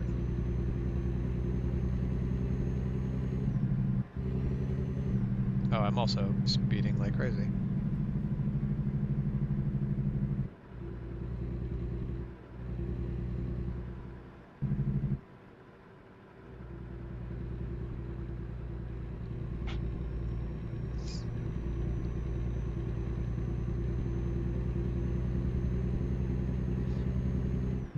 Yeah, basically, the testing I had to do to be able to drive vehicles for work, it basically covers the same materials as your Class 1. I don't have to prove that I can drive anything bigger than a pickup truck with a heavy trailer, but I still needed to learn all the same rules. But man, do I not remember any of them. I only remember the ones that are actually relevant to what I deliver.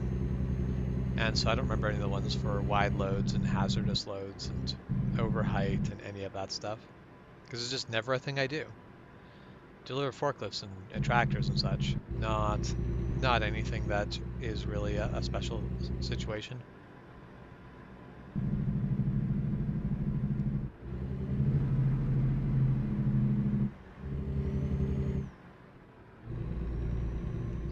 Oh, I need to sneeze.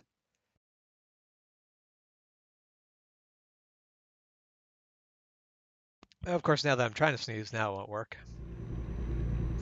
And that's the thing where I'm in the lucky situation where the things that apply to me are pretty like what the things that apply to me are very nice and consistent. So it's very easy for me to remember what I need to know. And so I just ignore everything else. It doesn't apply to me, I don't need to know it.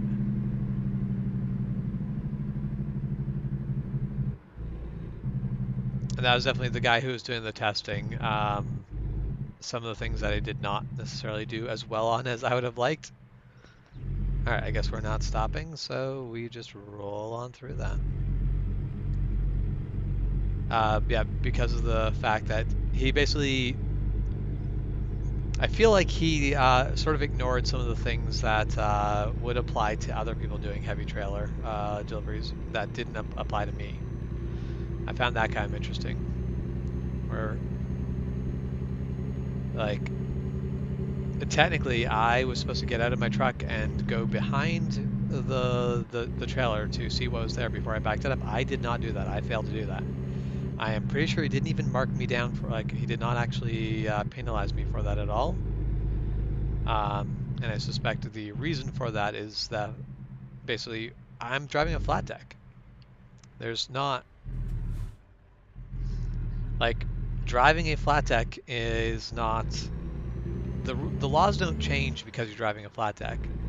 But at the same time, I can see what's behind the trailer. I don't need to get out of the truck to go see what's on the trailer. So it seems a little silly to get out and check it. So I should have been penalized for that, but I was not. Oh, let's not take out any of the parked cars.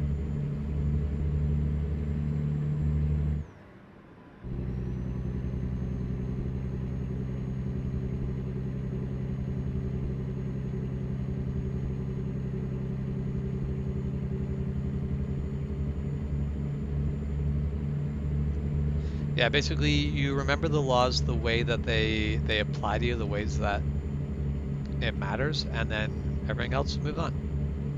Makes sense to me.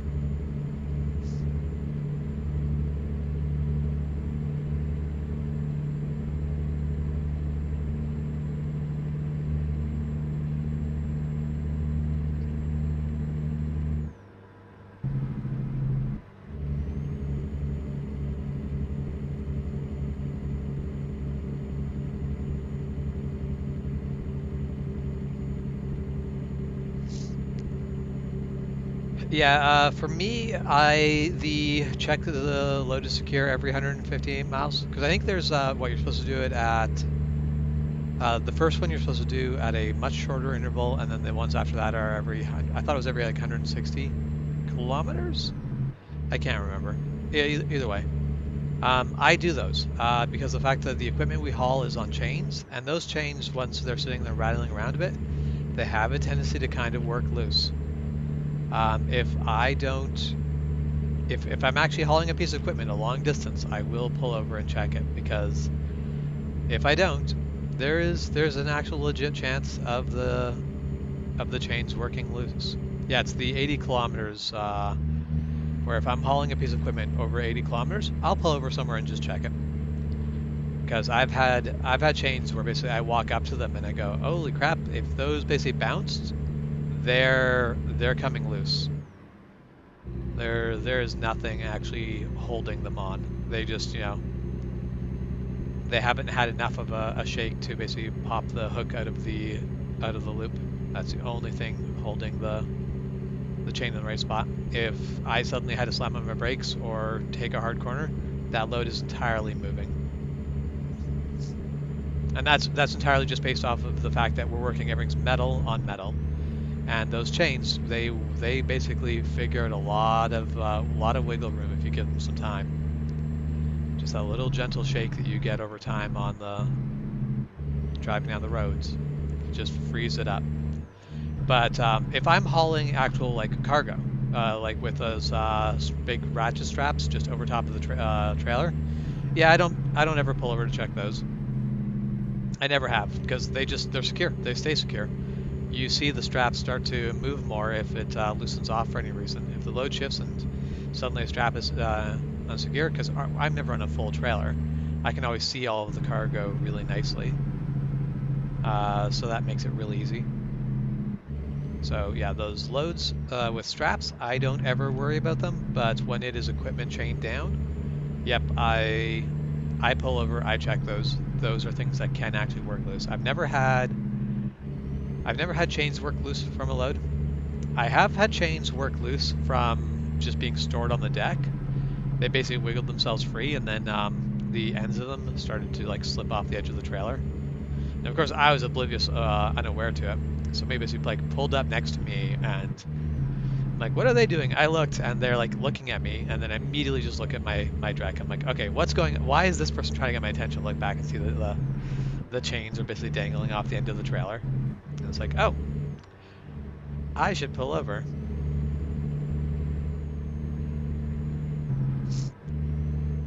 But that is the only time. I've never had a load. I've had a load shift a bit on me, but that was basically it just shifted from until the chains that were being the the chains that had slack like got tension, which I still pulled over and tensioned up the other side of the chains because I've always got basically chains pulling in opposite directions. So the load shifted far enough that the chains that weren't holding the load secure suddenly got tension on them and were then started to hold it secure.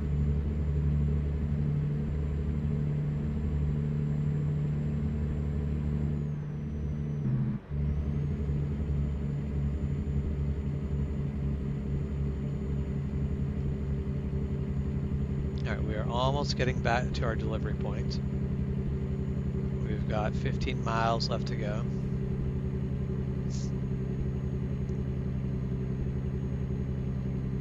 So I have to say, I have pretty much all the DLC downloaded for this game except for Texas right now.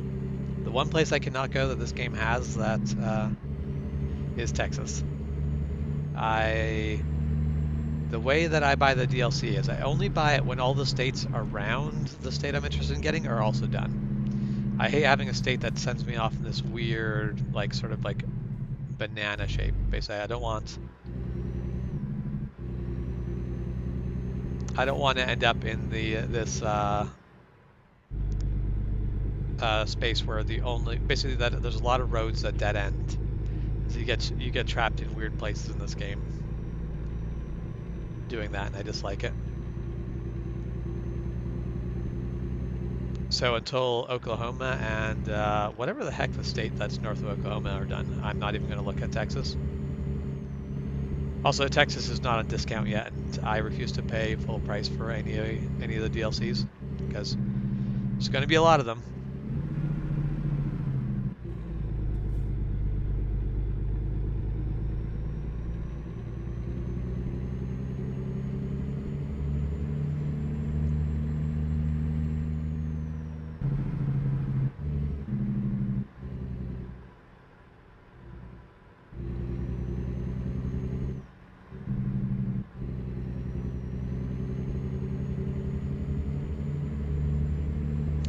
All right, if the car wants to be in this lane, oh yeah, we're going to turn left right away, so this makes sense to be in this lane.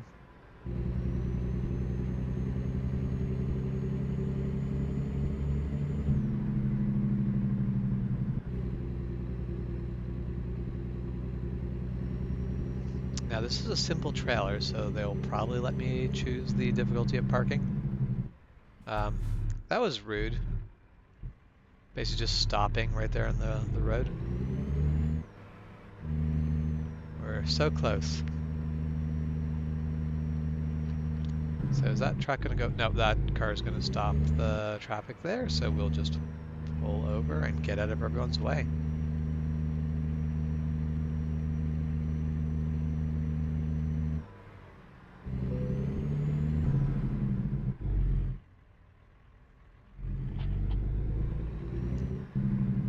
Yeah, so this is nice and easy. I don't even have to back it into a spot somewhere.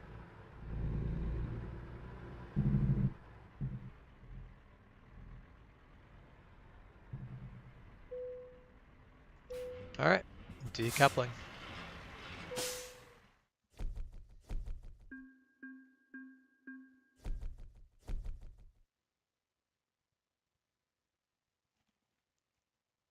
All right. So we'll unlock the next level of high value cargo.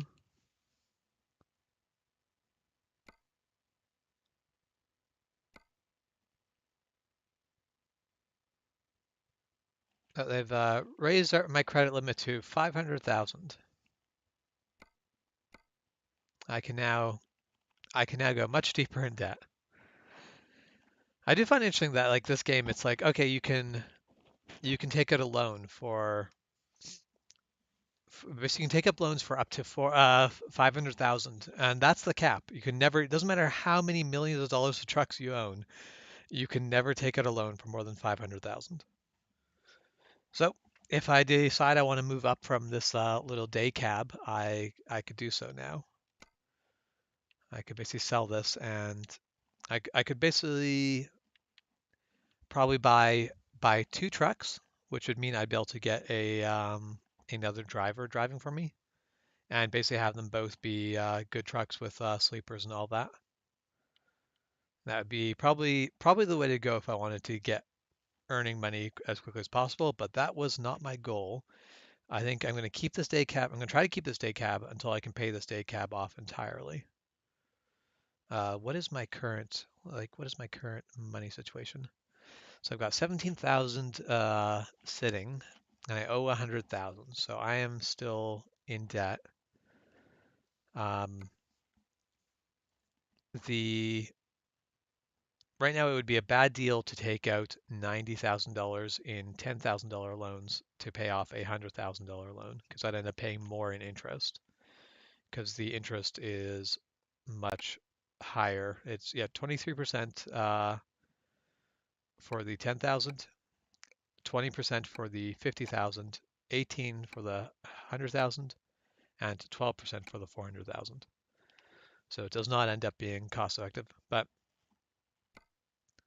there, so first day of trucking, bit over a first day because realistically I could not have managed to get that much trucking done in one day. But basically 14 hours of time spent driving.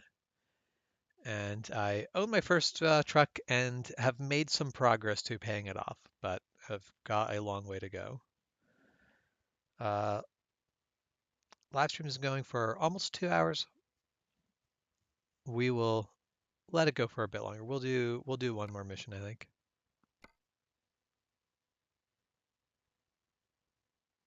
Okay, so well, that's going to be a long way driving. That we want ones close to me. So we could just go back to Kenwick, Washington, which I guess I don't think I've actually been to Kenwick, Washington.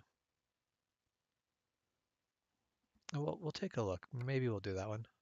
So this just brings us back to Pendleton. That also goes to Kenwick. Kenwick.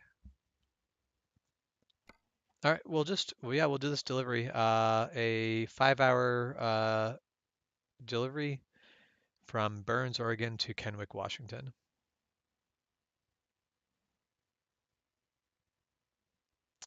Yeah, well, you see, I'm going to just spell it. If they wanted to pronounce it with an A, they should have put an A in it. Say the internet can fight me.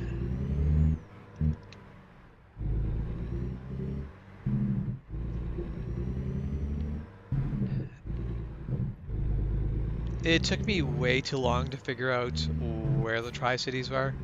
And when I finally did, I looked at them and went, "This is dumb." I have a hard time actually thinking of the Tri-Cities as the Tri-Cities. Maybe they need to try a little bit harder if they want to be identified as the Tri-Cities.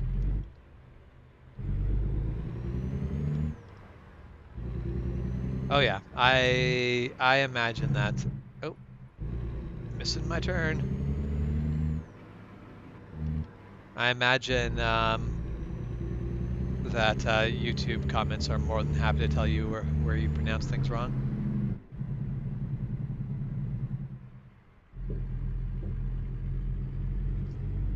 And at some point, someone is going to sit here and correct me on my pronunciations, but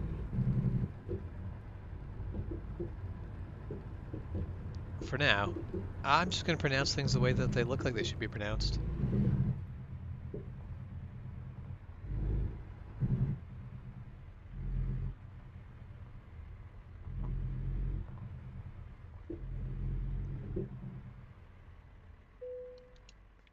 Yeah, the problem I have with the Tri-Cities, people being like, "Oh, this thing's happening in the Tri-City area," and I'm like, "Where is the Tri-City area even?"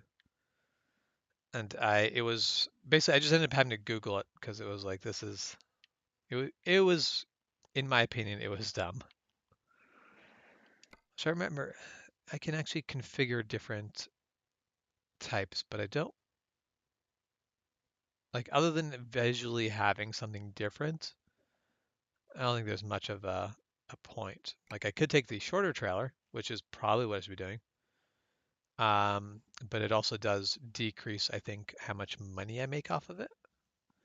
So if I have the short trailer, I am making 4,500. If we've got the longer sliding tarp, yeah, I'm making 7,900. Let's go with the B train. 11,000, but that also puts it up into 57,000 pounds, which is more than what this truck should be able to haul, so we won't go with that one.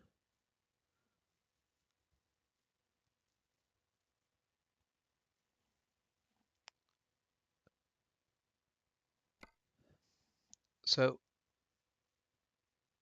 these two trucks, this one's got a lift axle and this one doesn't.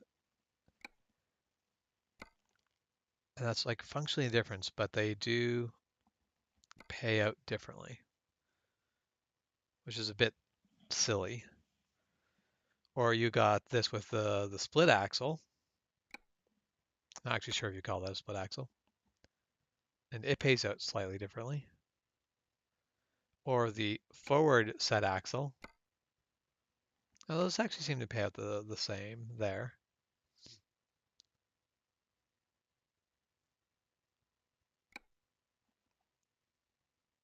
Okay, but that one with the triple axle there pays different, which like it makes sense you're hauling more or less of the thing. Now this is probably, yeah, that probably stays in weight, and no, we'll do this. We'll just do the lift axle. It gives us 8,500 for the trip. Sounds like a good amount. And of course I hit cancel, not accept. We're doing really good. Okay, take job. Okay, so is that the trailer right there?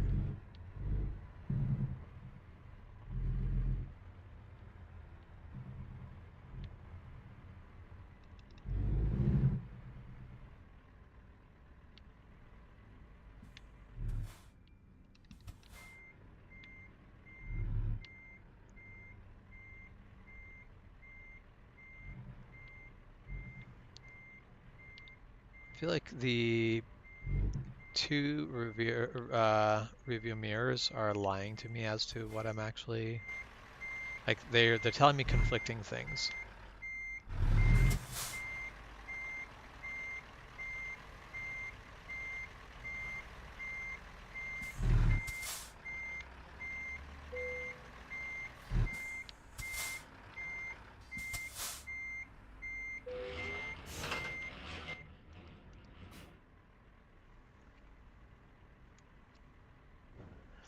I say, how dare you swear on my channel? I'm being very family friendly today. Oh. I'm tricking you with the reverse beeping.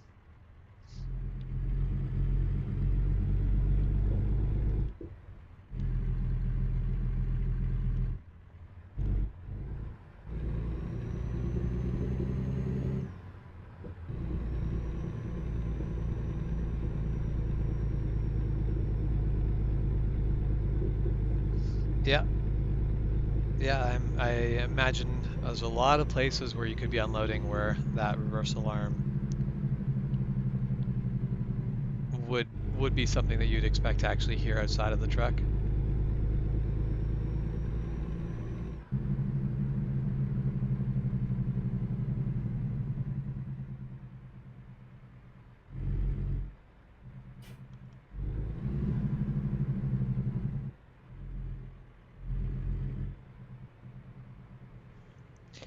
We'll toss on turn signals just for some good luck.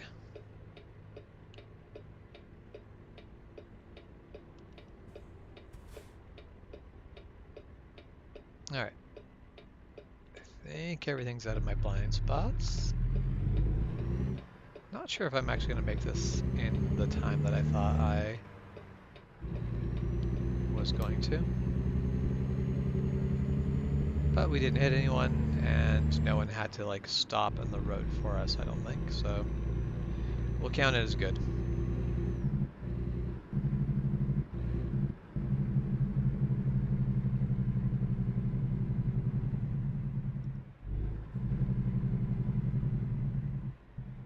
So how dare you go and edit some videos? Obviously just watching me do your job while you're not doing your job should be more important.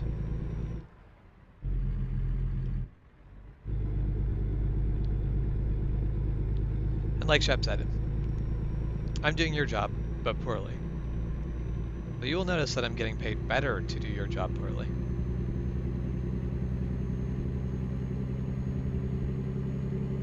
You can legally cross the road for 10 minutes? Yeah. It always gets me is when like a big rig is basically just like blocked a road and people are trying to like get around them. It's like, you have no idea how big the blind spots around that truck is. You could very easily sneak in a spot where he does not see you, and this could go bad. But people, just some people make life choices around a big rig that makes absolutely 0 sense from a self-preservation standpoint.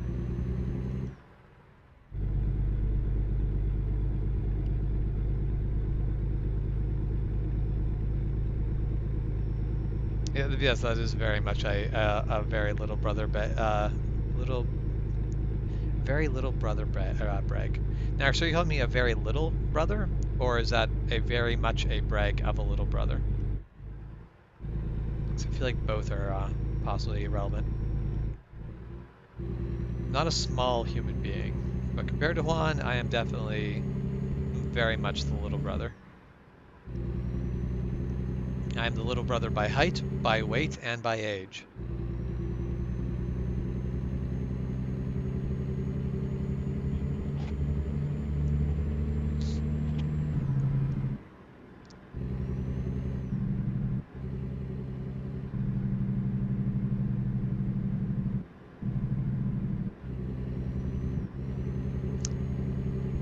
Alright, that's fair. I guess you are getting paid more. You win.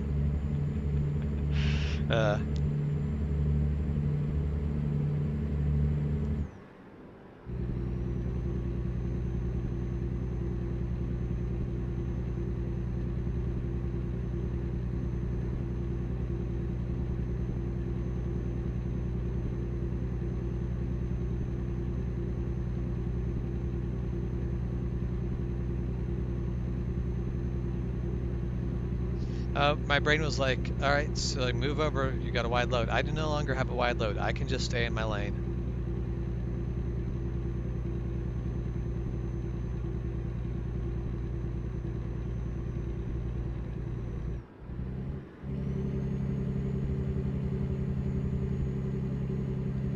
Yeah, if I was actually working rather than just playing video games and pretending to do your job, I could get paid more than you, but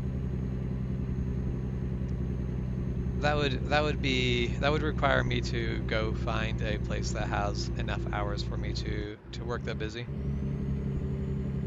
And my job right now is too dead for that. But we'll see about in the spring here. And I am not managing to keep any of my speed up this hill.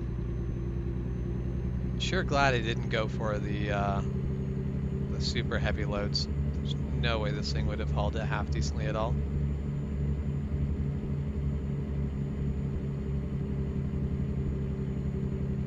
Yep. Yeah, I can imagine that happens a lot where you're like, you trained your brain that, hey, we need to maintain that margin on this side. So you're staying over, and then you go, wait a minute, I don't need to do that anymore. That's no longer a current problem. It's the same way going out on a motorcycle ride with you and Jeff can be really amusing. Like where me and Mel are basically doing that motorcycle stagger thing where we're about a second apart from each other because we're in our own part of the lane. We don't need to maintain the following distance to each other. We have to maintain the following distance to like the traffic in front of us. And then there's like you and Jeff, and you're maintaining a distance of like 5 seconds, maybe more.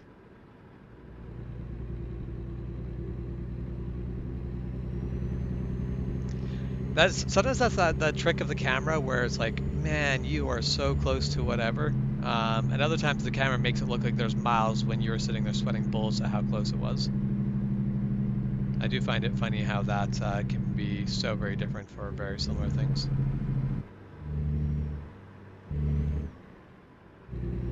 The Delphin controller is shaking through all of that. Carried a little bit of a decent amount of speed through that.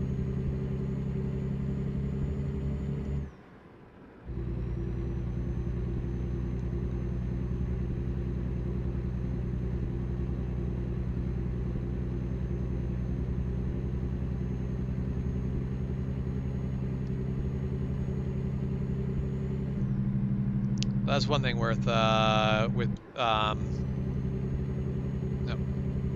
reach over to my keyboard and immediately go off the road. With brain's failing me now. With motorcycles, keeping too much of there's no such thing as keeping too much of a following distance. Not even on a motorcycle, where you have the agility to deal with things a lot more. But there is still a case of sometimes you look at the following distance that somebody who's used to needing a following distance maintains. And it's not that it's bad, you can never have too much, but it is kind of funny because it is also way more than is really required for the vehicle.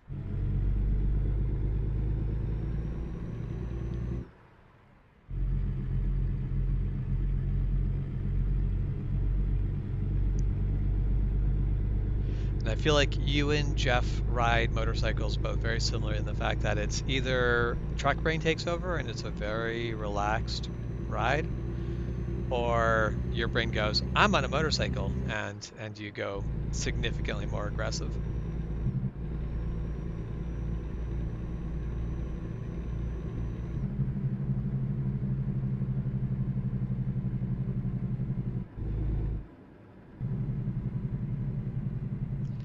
I mean, that'll be cool to see. I assume that you don't have videos of that yet? Using your new mount?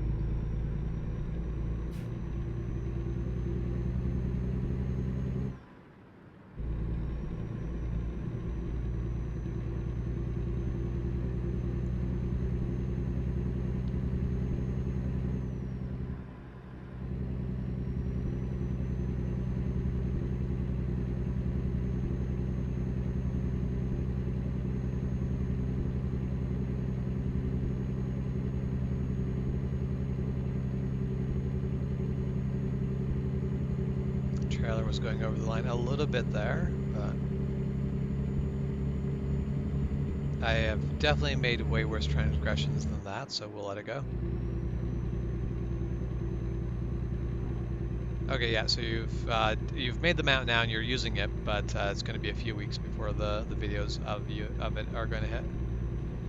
Makes sense. Oh yeah, I guess I would not. Went for a nap? That doesn't seem like a very long nap. Mind you, I guess the best nap length is honestly about 20 minutes. Just kind of freshen up the brain and get you alert. If you nap longer than that, you're at risk of basically putting yourself to sleep. Oh, farm equipment, and I can't see over that next hill. So we're just going to have to deal with this. Seems like very much a rural Oregon, Washington thing to do.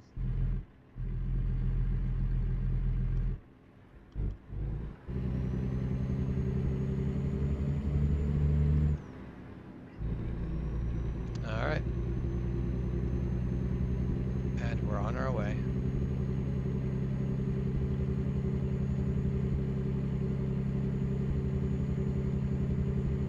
Got some road gators there on the side of the road. All right, well, enjoy your easy day paid, and we'll see you later. All right, so the air is slowly getting better in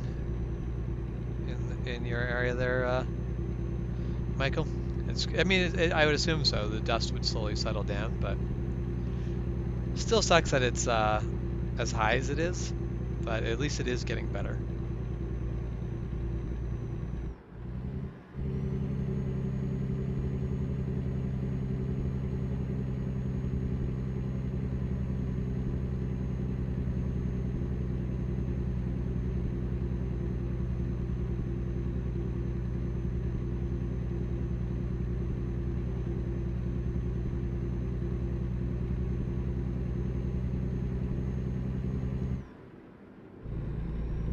Okay, yeah, that doesn't surprise me. Breathing in all that sort of dust probably makes for an easy headache.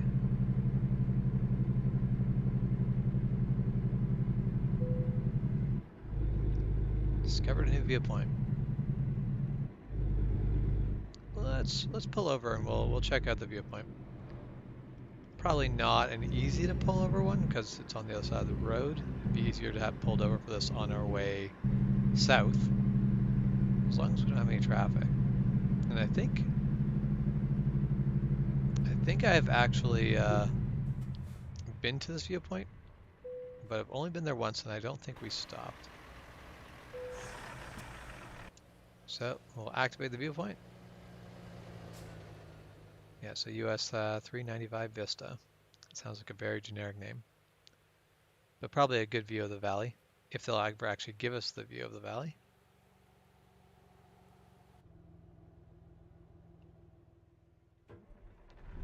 Oh, of course, I didn't set my parking brake, so of course the truck's just sitting there slowly rolling back.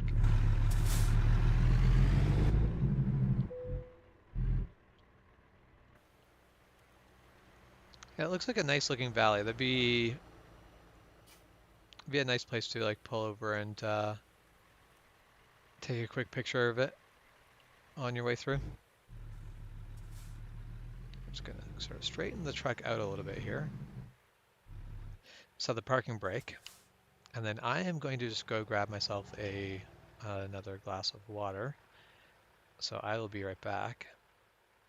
Wish I could just set the view to kind of like spin around, but can't do it. Toss up the B right back. Oh, yeah, right. It's a mini BRB.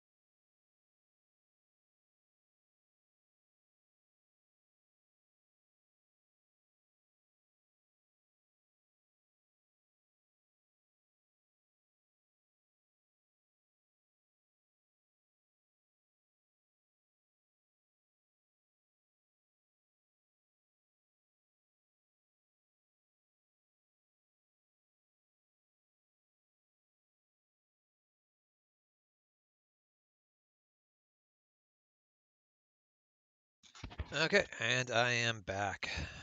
Let's get back in our truck. Release the parking brake.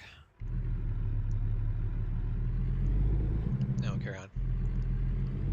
But yeah, Michael, I would imagine like the dust storm is done. Oh, pulling that a bit close. The dust storm is done, but it's going to take a while before the dust is not basically that really fine dust that stays in the air for a while, and that's probably what's keeping your basically your air advisory so bad.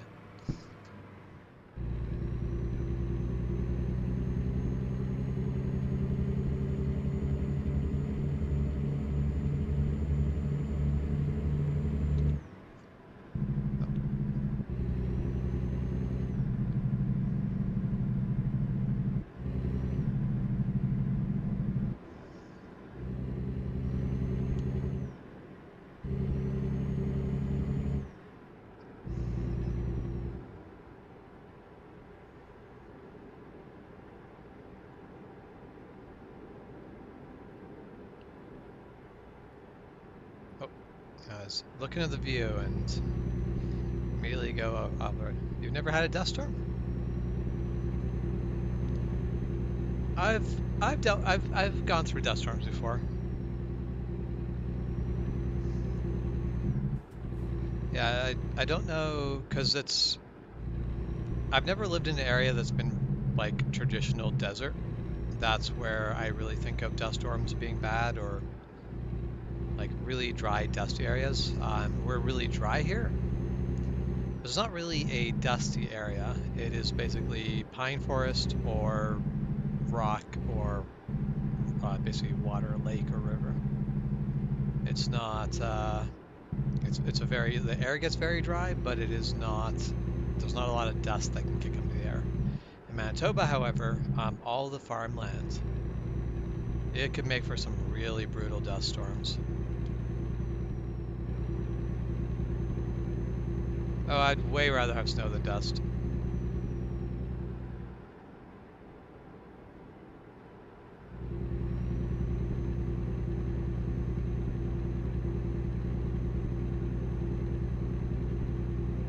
Yeah, it's like even with Manitoba being significantly wetter, like basically it's a much more humid place than BC. And where I live right now is technically desert. Where I lived in Manitoba is not even remotely desert. But dust storms were way more common there.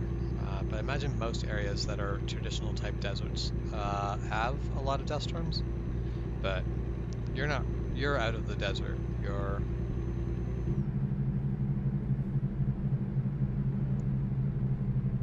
we're gonna have to slow down a bit more for that because we don't want to rear end this dude in the Mustang. And it's not his fault he's driving the speed he is. It is he's stuck behind the other big rig.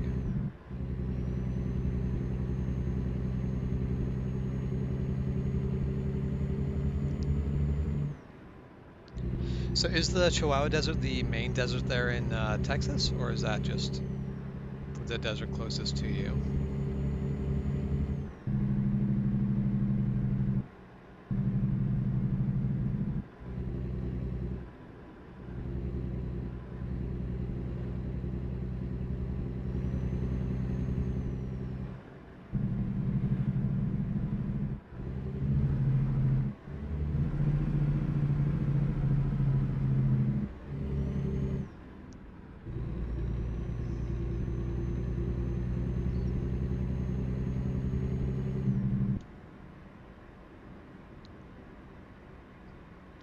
Honestly, I'm going to go in the left lane because I think I need to be in the left lane on the other side of the highway here.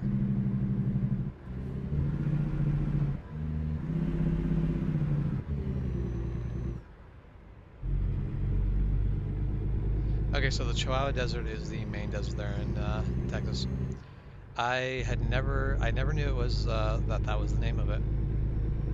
I would not have guessed.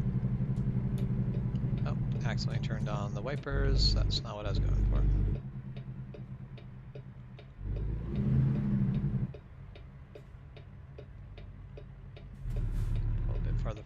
forward just to get our trailer out of the other lane a bit more. Can't see what the light is doing, but we'll just have to wait for the truck in front of me to go. That'll be our indicator that it's time. And I guess it is time. We got our green, advanced green.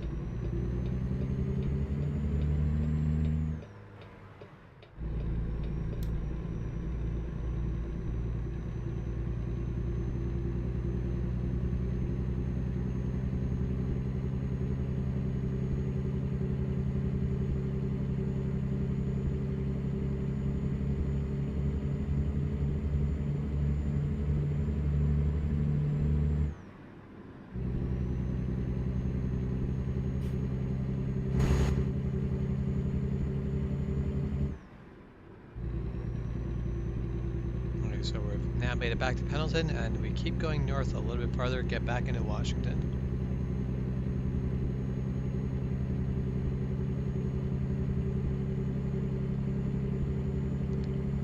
So, because the Chihuahua Desert, that just kind of extends down into Mexico from Texas as well, right?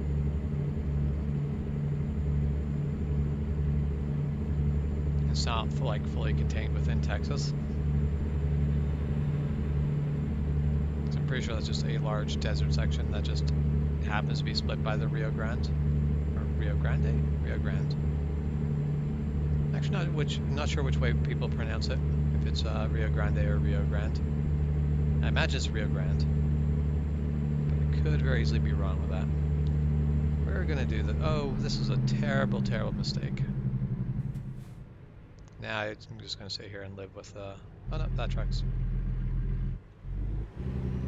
letting me in, even though I'm just screwing him over. Left lane was moving too quick by, I couldn't use that one. I went, well, there's just one slow moving truck, I'll just get past it. It was not one slow moving truck, it was 3.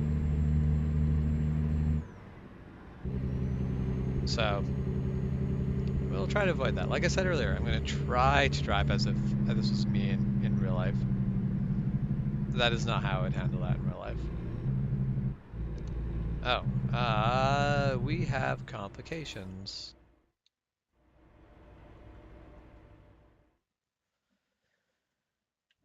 The road we want is blocked. Basically, I can't take that pass. I guess I just keep going straight on the highway, and I'm going to have to loop back this way. Not convenient at all, but if that's what we got to do, then that's what we got to do.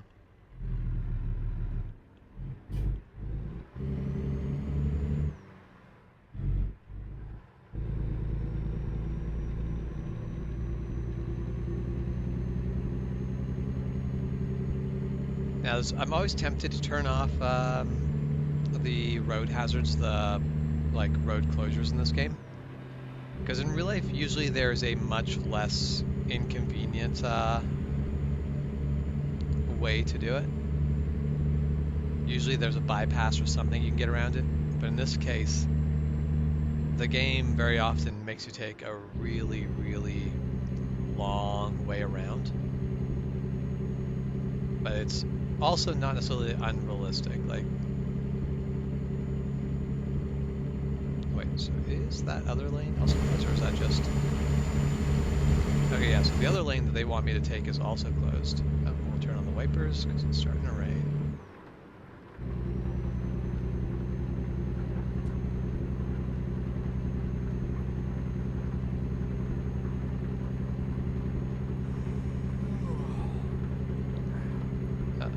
Starting to get tired. Well, my day is definitely turning into a much longer one than originally anticipated, so that is fair, dude. That is fair.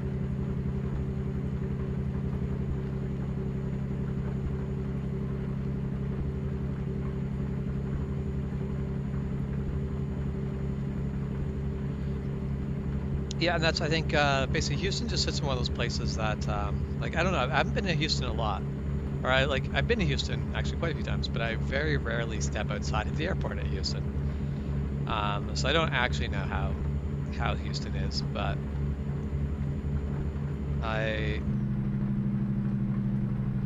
it seems to be one of those places that exists in a temperature zone that keeps it very nice and just comfortable temperature. Like I imagine there's points during the summer where it gets incredibly hot in Houston as well. I think Houston's one of those places that it can get just too warm, but not as bad as like places like Arizona. Like Phoenix, Arizona is one of those places where, from everything I've seen of it, everything I've heard of it, it can just get so oppressively hot that it doesn't matter how well you've climatized to the heat. It will just basically boil you. The air will just boil you.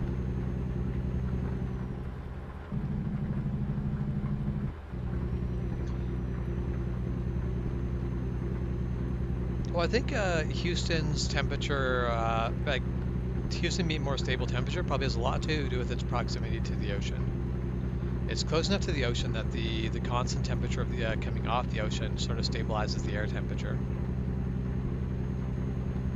Because as I've noticed, most coastal cities are that way. Okay, so instead of turning around like it wants me to, if I turn north.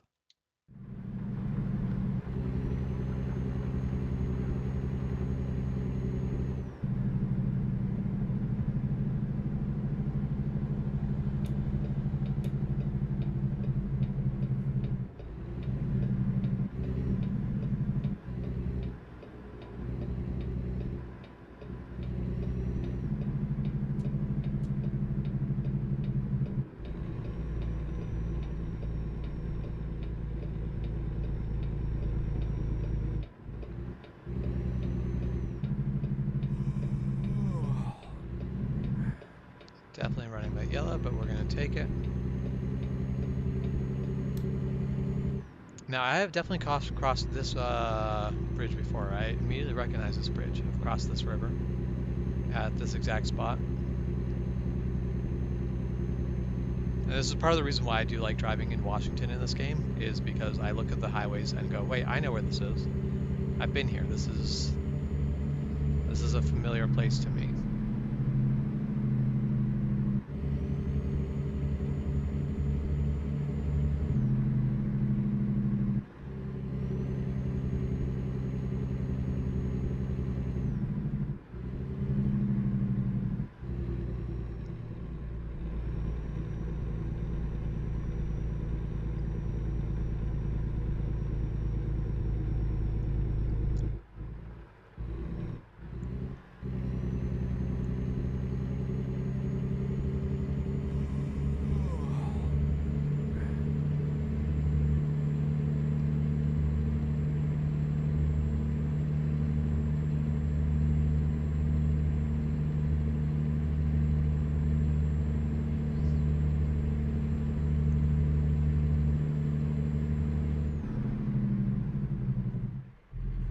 Say, what do you mean you're turning right, truck?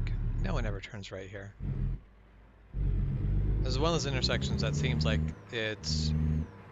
To me, it always seems like the way north-south should be the...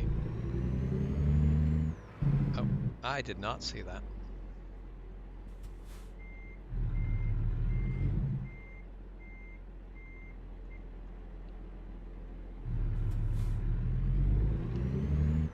Alright, we're on day two of working for myself, and we've already had an accident. We're off to a fantastic start.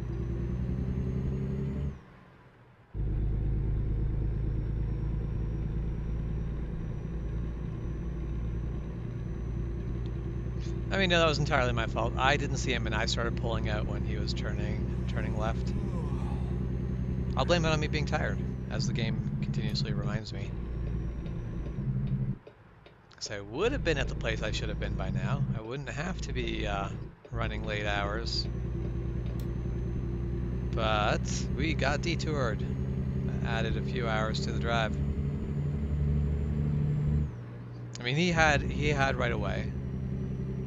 He should have stopped before hitting me, but that was very much, I should not have been going forward.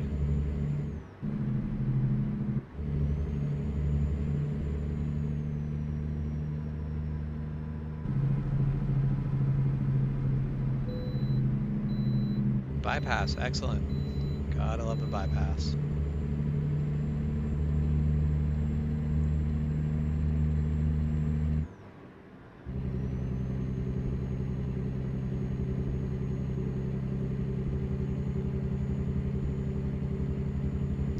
That's definitely one of those things of in driving. I never, like, I hate justifying things over, oh, I had right away.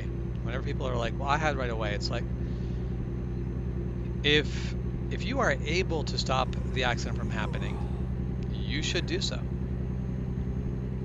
You should never set it up so that the accident happens in the first place. Sometimes that's just the way it is, but you should never put yourself in the situation where the accident happening is just what's going to happen. That is a lot of speed in that corner. It could have been fine. I could have done that a little bit smoother, and it would have actually been a-okay. It's actually not that bad for how much speed.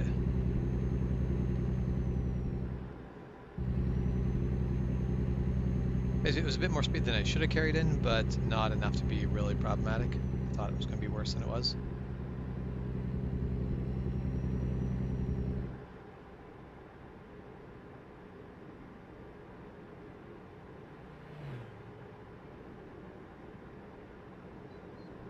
Okay, so now we're... Wait, where are we coming into this? This isn't Yakima. Is it Yakima?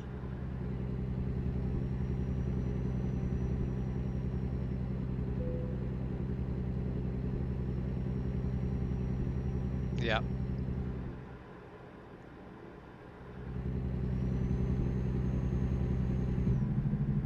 Yeah, I try to avoid those narrow misses. I feel like every narrow miss is basically treated as a too close for comfort, and I'd like to avoid it in the future. Just because I like the idea of getting home alive consistently. I became a much more defensive driver after getting my motorcycle license, which is not to say that I would have considered myself a careless driver at all before getting my motorcycle's license, but once I really started thinking more about, basically I wasn't thinking about it as in terms of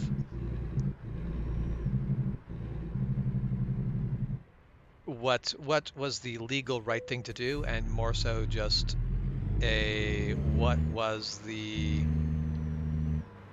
like, instead of what is the absolute legal thing to do, it is what is the thing that I can do that eliminates, like, does the most to eliminate this being able to go wrong.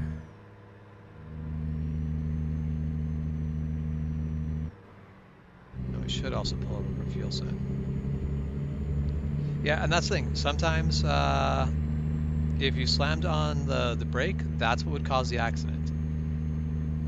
Slamming on the brake is not the right thing to do in every situation. There are times where slamming on the brake is the thing that's going to save you and save other people. There are other times that that's what gets you killed. There's definitely somebody who basically was 4-lane highway. They didn't see me and they went to pull a U-turn, and what I did basically is I accelerated. I just slammed down the throttle, and they basically just went right behind me. And if I slammed on my brakes, I probably would have just slammed into the side of them.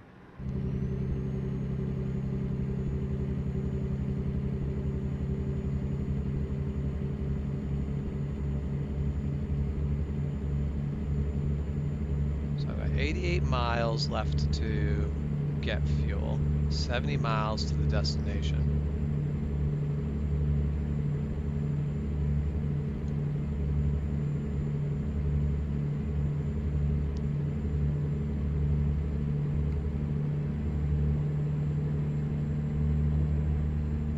Have an hour and 22 minutes left to get the job done.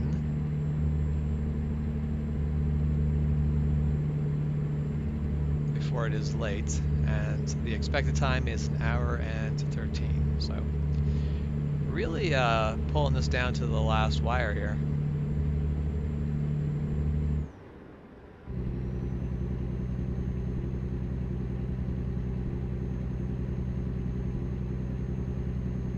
The place that I have been the most that is not Canada has been the state of Washington. But that's not surprising, as I have like most of my time spent being able to drive has been basically dealing with like it's been living in BC. So wherever I go, I'm probably going through Washington.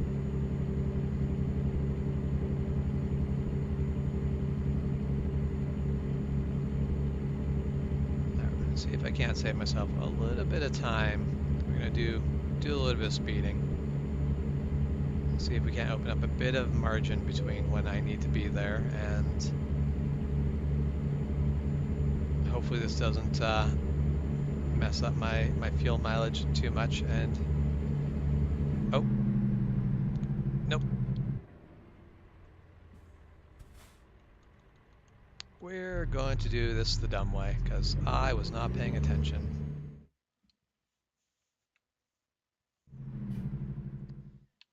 Because that is the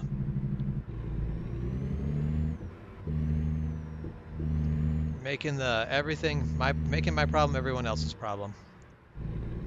The bad way of driving.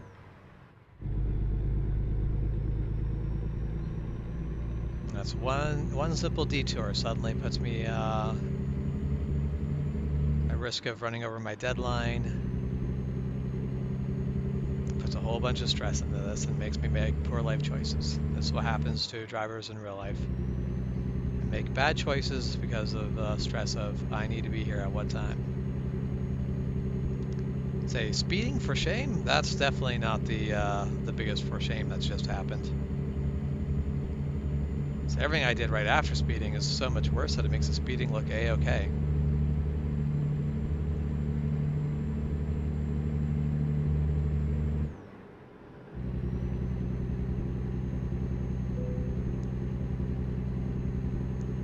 Getting tired. As soon as we get this delivered, we're gonna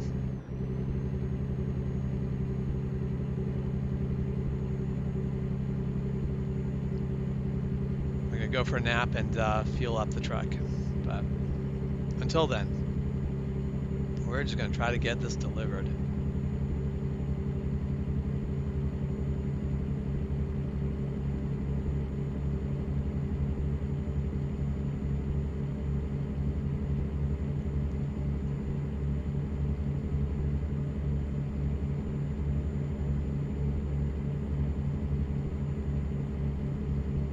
That's I don't have Texas for this game yet.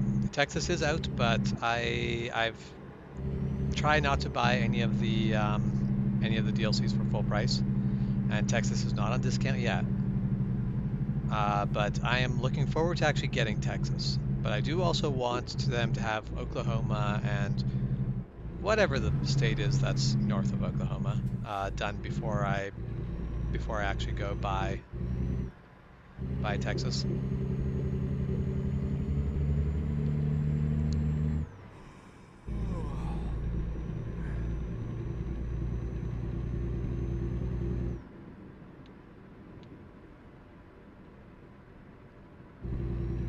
Okay. We are like right down to the wire, but we've made it. All right, where do you want it?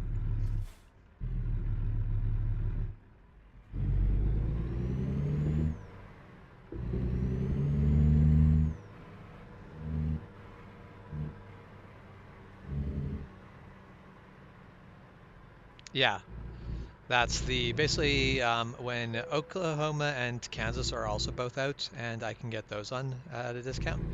That's probably when I'm going to buy Texas. So that'll be probably a few more months, maybe even like that might be a next year thing.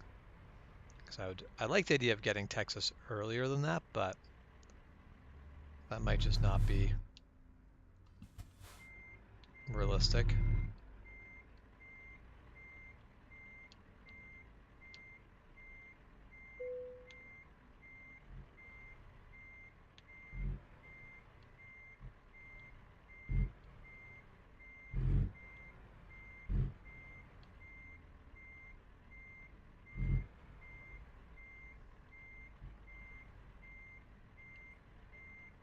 Oh, I'm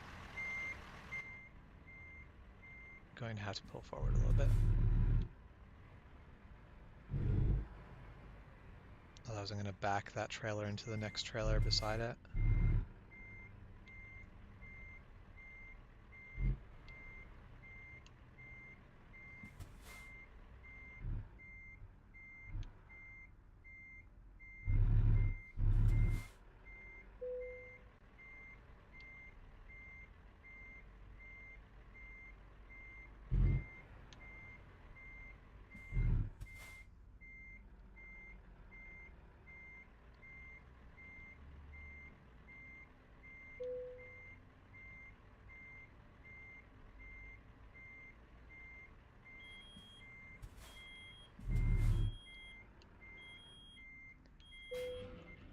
Nope, don't decouple. That was the wrong button. I need to pull ahead.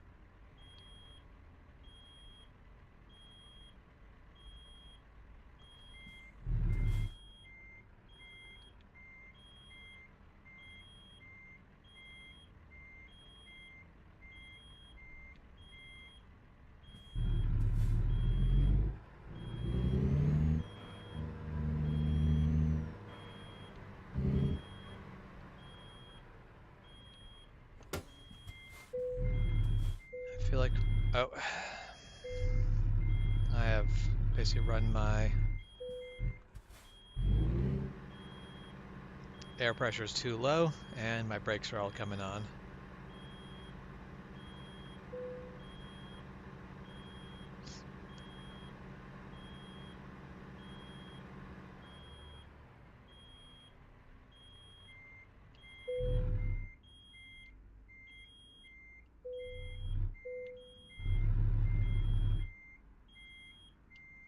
Oh, air pressures. I thought we just dealt with that.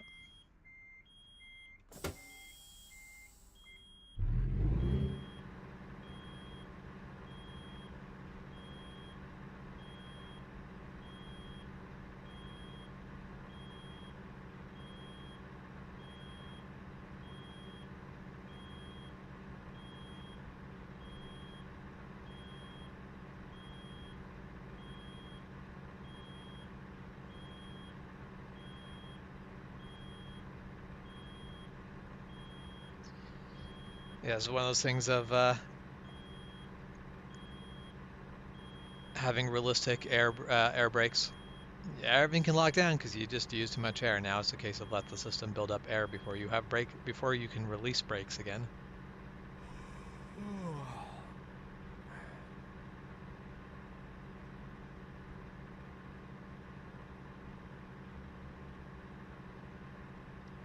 Yeah, there are times where our air quality can basically just get so bad that it's just recommended. If you can avoid going outside, just do so. It's not.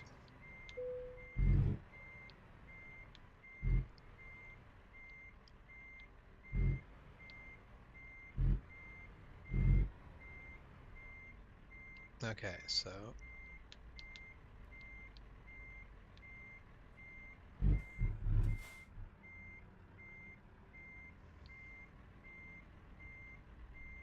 I'll just back her up nice and easy.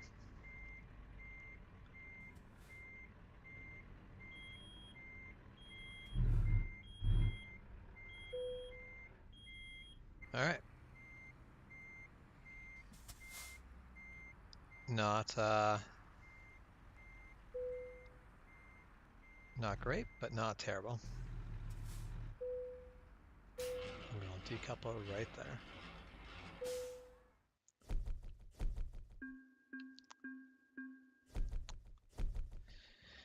6 minutes late. Now that's unfortunate because basically I got there on time, but because it took a while to park it, and I count that as being late. But all right. So the thing is that our air advisory down here, Michael, or I would guess up here, depends why you want to think down or up. We don't have it because we're near a desert and we're getting dust. It's because of the forest fires around here can be so atrocious.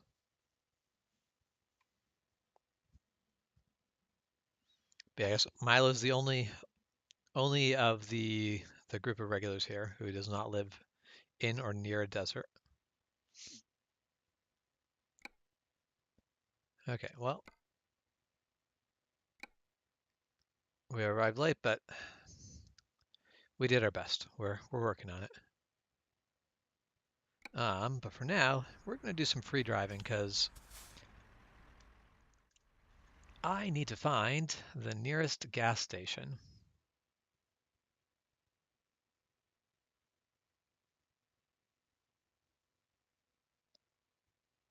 So there looks like that's our best bet. So we are going to go there.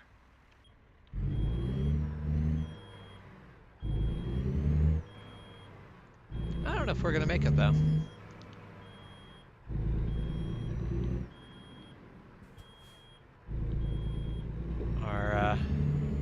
We have 1 gallon of fuel left.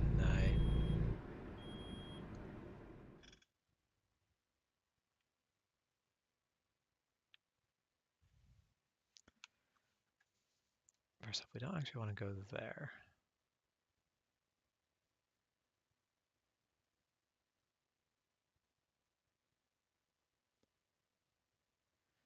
Doesn't seem like a long way, but we may not make it to the gas station. We've got 18 miles to go, and we've got 8 miles of fuel left. So we're just going to blow through the stop sign.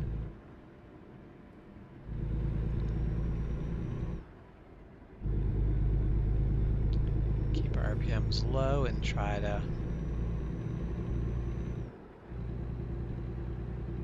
see how much coasting we can do.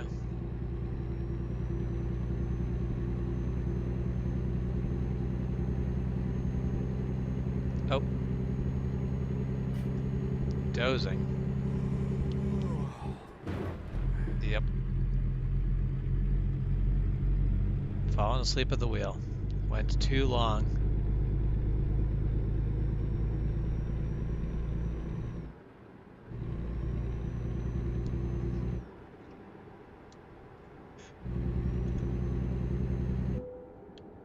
Oh, and out of fuel, so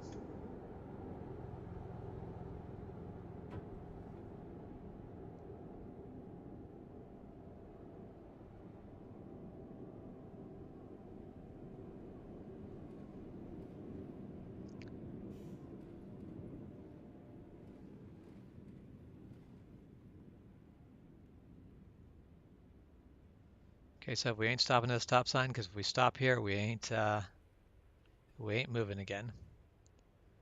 We just might be able to roll into the gas station. It is right down there.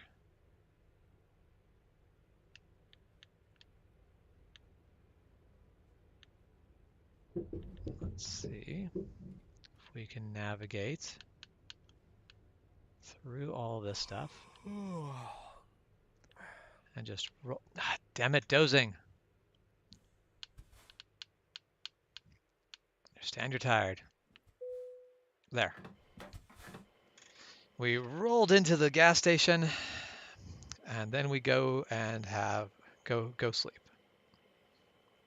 Go have a nap.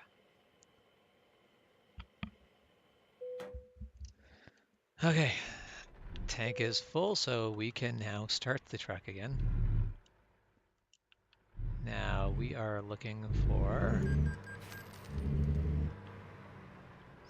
We are allowed to go sleep at either of these spots.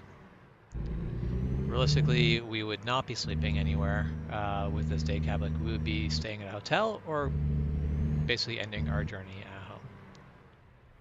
Oh. So where these trucks are parked, that's the...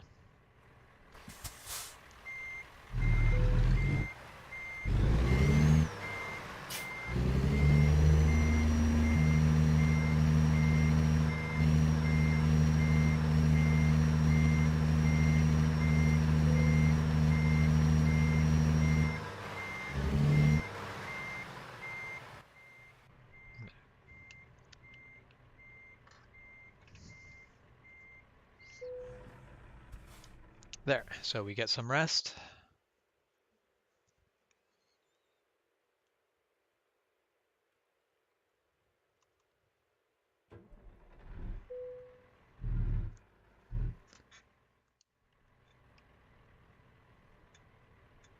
And we want to now go to the job market because we are rested, field up, time for more work. We will not tow 187,000 pounds of equipment, probably due to the fact that we are in a tiny little day cab that really should not be towing. Like 450,000 pounds, probably kind of our limit. But let's look at this waste paper. Let's set the GPS to that and let's head on over.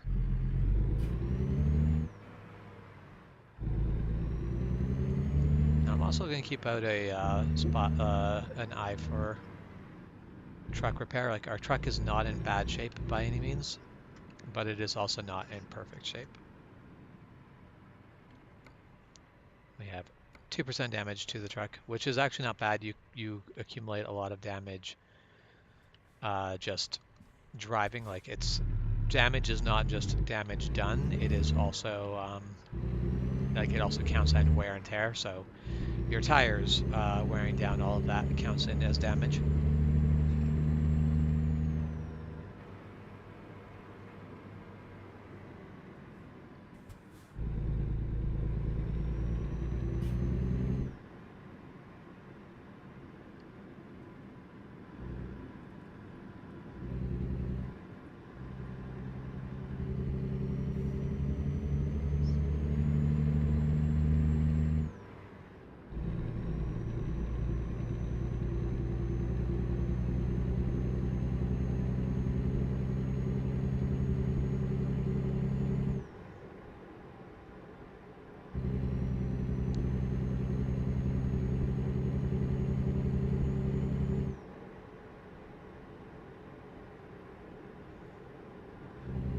Yeah, I don't think Milo lives anywhere close to a desert. She lives in a more foresty and forest and hills sort of area.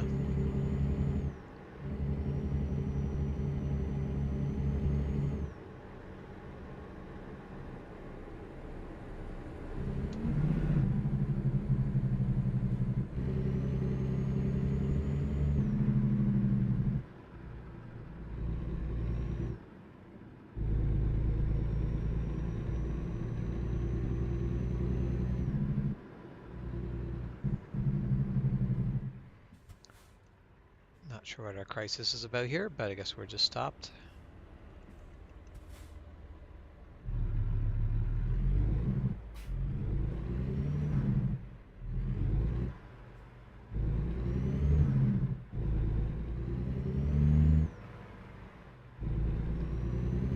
So I think, yeah, okay, this is 2 lanes, so we'll pass them right over here.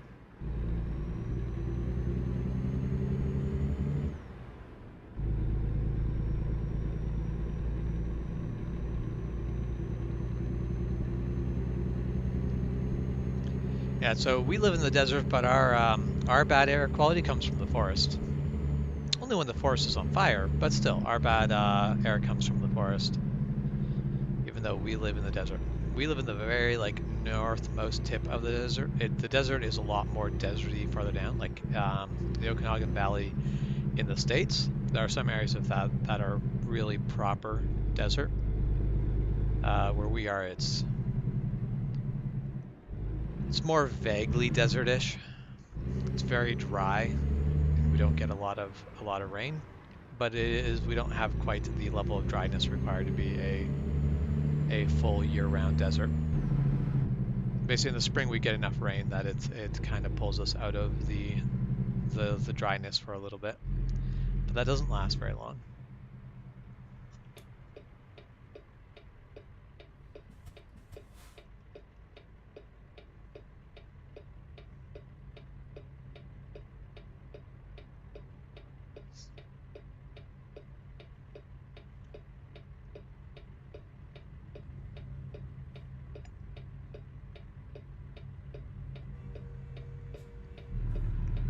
All right, off we go.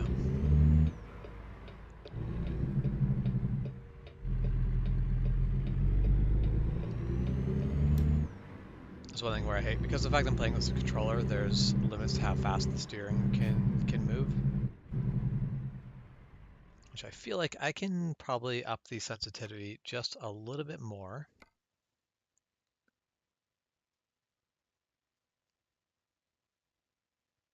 Now I'm getting used to it.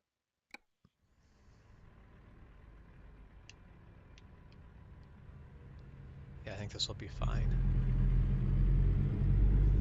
It'll take, I'm sure I'm going to mess up a bunch trying to get used to this again now, but that is fine. Everything's a learning experience.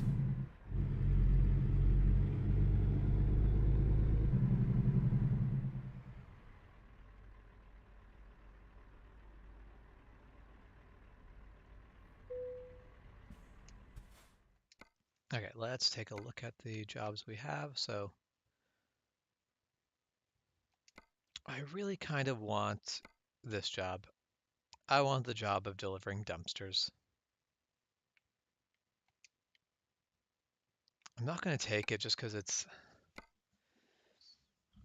such a poorly paying job. Like it pays $4.60 per mile versus like $30, but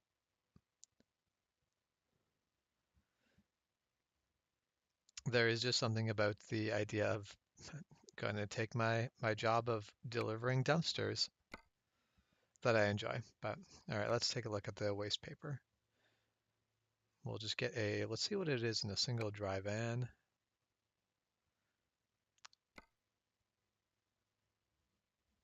So we've got a lot of different load options. So if this is a sliding tarp load versus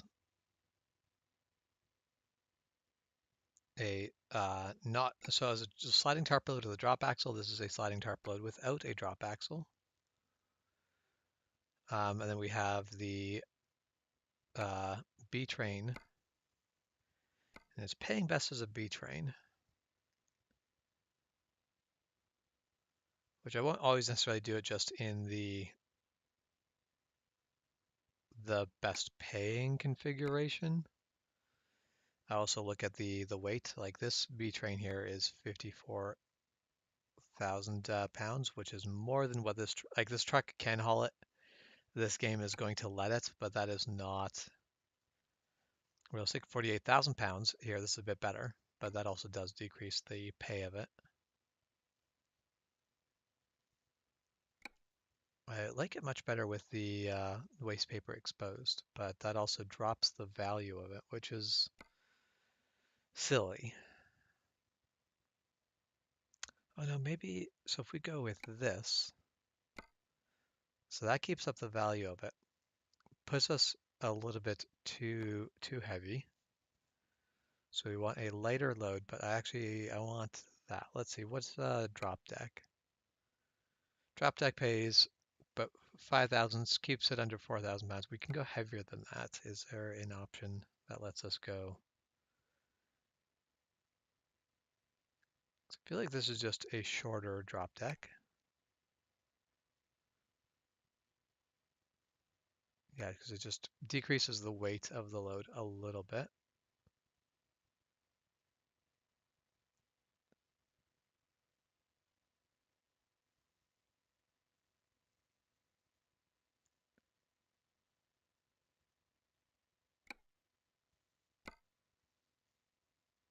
So weight-wise, that's fine. Let's take a look at this one.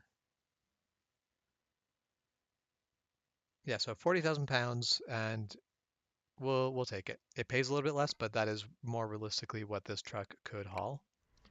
When I can get a bigger, better truck, then I will make my choices based off of what that truck could haul. I guess I'll be able to haul anything.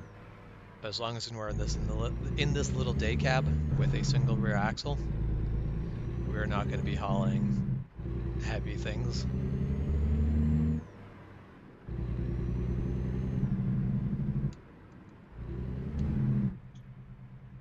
Okay, so that right there is the trailer, so we'll just nose in here.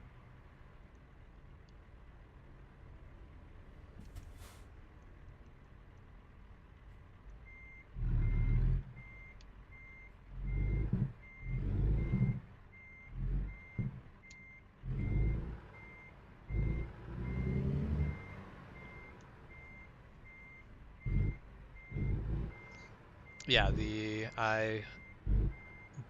Chihuahua Desert is definitely drier than the Okanagan Desert. Although this does make me curious because I think the is that rainfall that Shep's quoted the rainfall here for us, or is it the rainfall for the like main part of the Okanagan Desert?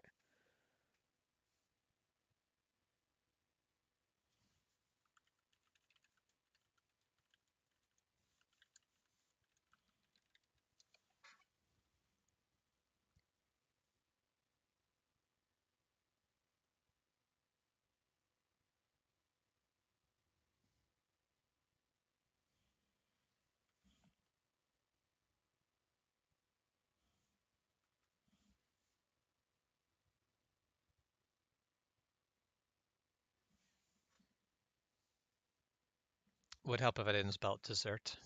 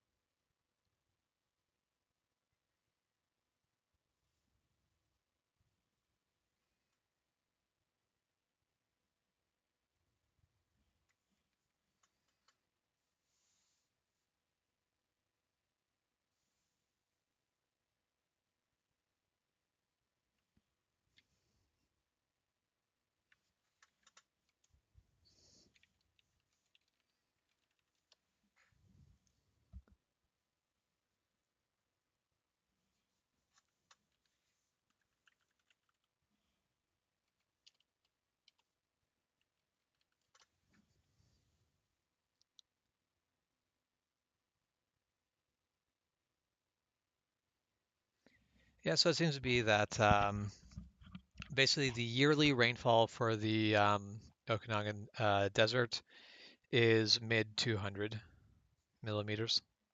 So it is still less. Basically, it is still not. It is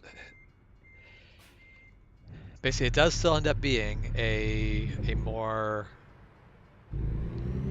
humid, not really humid, a less dry desert, which I'm not surprised. I feel like the desert in Texas is kind of one of like you get less rain in places like Death Valley, so like basically south of the Rockies. But for eastern U.S., I feel like Texas is about as dry as it gets.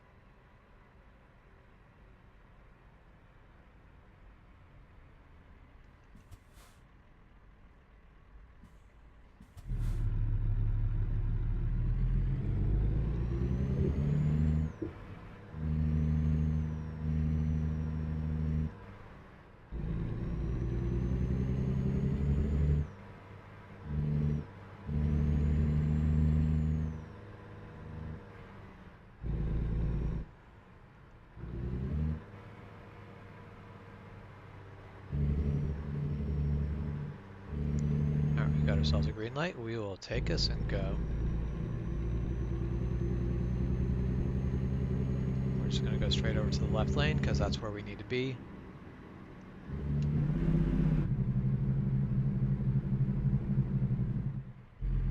Oh, we've got the advanced green, but we've slowed down more than I wanted to. Which means we've basically turned our advanced green into an advanced yellow. But we made it through.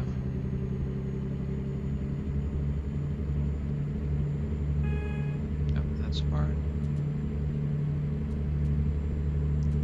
There. High beams.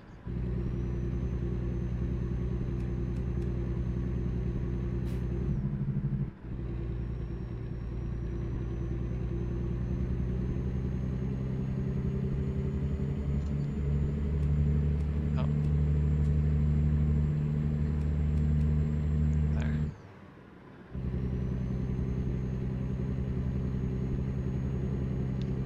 Oh yeah. No, and that's the thing. Like a relatively small distance can make a huge, huge difference. Because that's you travel 1 hour north of us, and you were out of desert. You look at the surroundings, you go, yep, this is still dry, but it's no longer desert. Or you basically like relatively small changes make a huge like relatively small changes in geography make for a huge difference in climate. And that's where Dallas and Houston are close together. They're in the same state. They exist in the same basic geography, but they like on a climate side, they are very different places.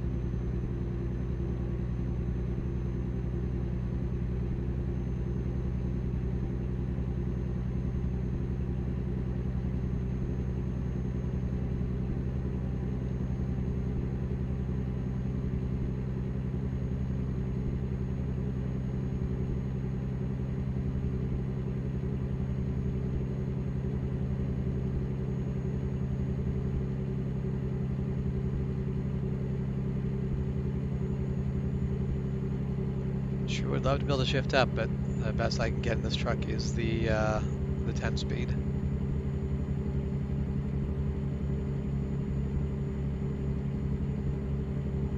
So I guess really the answer is just speed less. This truck just isn't built to go faster than 65 miles an hour. At that point, I'm just over revving trying to get there.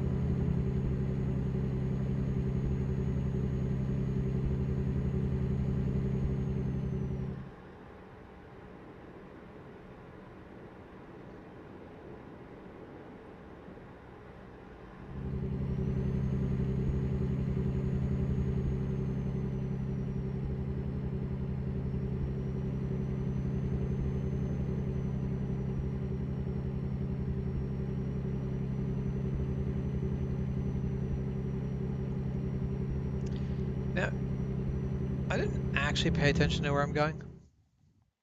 Gonna take a moment here to look at the map. Okay, so I'm going back up to Tacoma. Actually, I guess I'm delivering in Seattle. I yeah, I just did not really pay attention to where the load is going. I was just looking at what the load was worth and how long it was. I never actually paid attention to where it went. So we're very much sort of retracing routes we've already taken, which I would love to avoid, but also it's such a big map to try to explore every single road on it that I think I'm not going to bother worrying about it. I could spend tens of hours just trying to get every road marked off on the map when it's just not really a thing I need to do. There will be some towns I will want to get explored just so that I can buy or basically make a headquarters there later, but we're not at that point right now.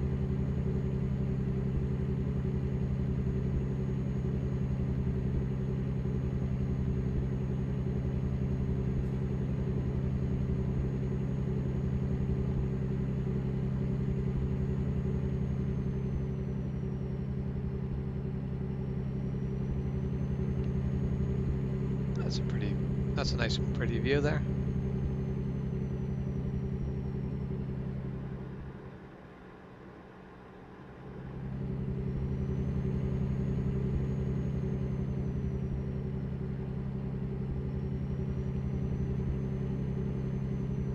All right, I didn't see any warning signs for this corner, so we're going to trust that we can take this corner without slowing down.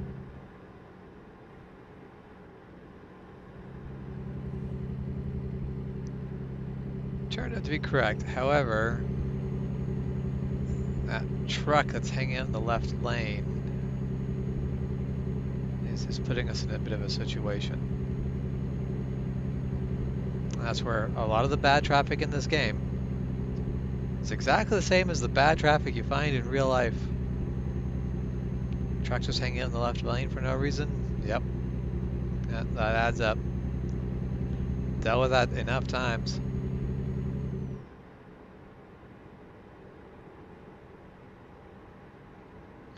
Yeah, so some of the later trucks, the more powerful trucks with 18-speed transmissions and bigger engines will have zero trouble doing 100 miles per hour. But the little day cab have got a tiny little motor, only gets a 10-speed transmission. It can't do 100. There's just it's not. That's just asking way too much of it. 65 is kind of where you're going to be limited at.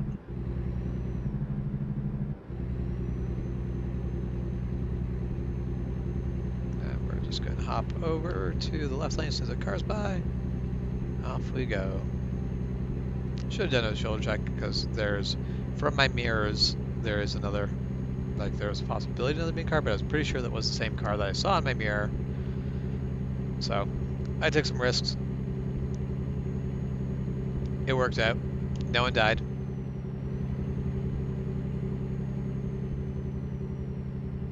All right, we'll go back in the right lane. We are speeding, but that doesn't mean we have to hang out in the left lane.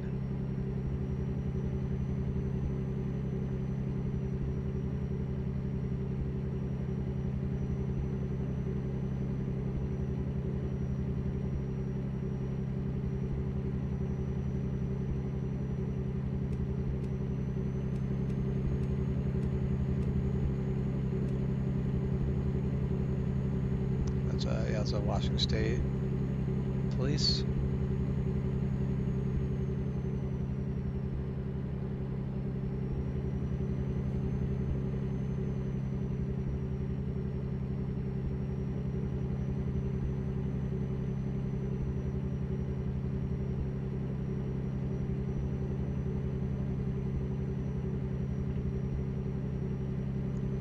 And as I get into bigger trucks that have better speeds, I've been really getting on a lucky streak of being able to bypass scales. I thought I wasn't going to get that sort of luck because the first 2 scales I had to stop at, but it's been quite a few scale. Like the last 3 I've been able to bypass, so that's pretty good. But yeah, as I get a bigger, more powerful truck, I'm going to want to go farther and farther east and further south where the roads are straighter and higher speed, because that's where I'm going to make my best, like that's where I'm going to get the best productivity out of it. But for right now, I can't do much. I can't do, like I can kind of hit 70, but it makes me, there's no point in going to an area where the higher speed limits exist because I can't make use of them. But when I get in a bigger truck, I'll be looking to go down to, you know, New Mexico and Colorado, where the highways are a bit more open and higher speeds are a bit more common.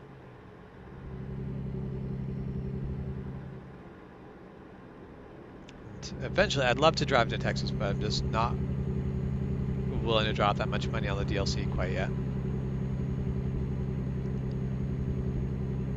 Like I don't have a problem buying like paying for DLC, but it's just the game, you got the first 3 states for free. Every other state you're gonna have to pay for, so that's quite a few states. In the long run, there's probably going to be 47 DLC, not including new cargo DLCs and stuff like that. So it is pretty cool to see though, like like when I first played this game, you could only play in three states. You could drive in California, Arizona, and Oregon. Wait, no. California, Arizona, and Las Vegas. Those were or not Las Vegas, Nevada. Those were the 3 states you could drive in, and then they released Oregon, and I can't remember if Washington was what came after Oregon or not, but like either way, it was a case of they were just slowly releasing states. But when I first played it, you could only drive in the first 3. Like they'd added 2 states since when I started. From release to when I started playing, they released 2 more states because I think originally it was just California. But yeah, it's a case of the game has grown a huge amount since I first played it, and it's really super cool to see. But they still got a long way to go. they're not halfway across the country yet. And once they get into some of those small states, I don't think they're going to do them as individual DLCs. Seems kind of silly, like having a DLC that's just like Maine. Such a small place, it's probably not going to be its own DLC, so it's probably going to be clusters of states at that point. So that'll be at least a little bit easier, but still, they've got a lot of the country left to go, just geographically and not even counting by state-wise. Oh, speed limit 40, so maybe we should stop doing 69.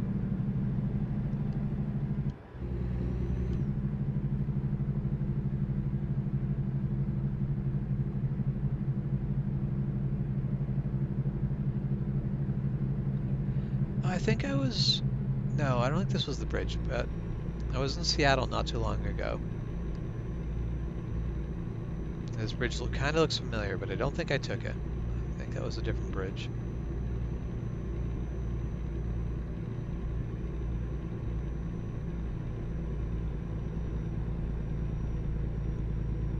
Gonna go over this lane, just I'm not sure when I'm going to need to exit and what side I'm going to need to exit to.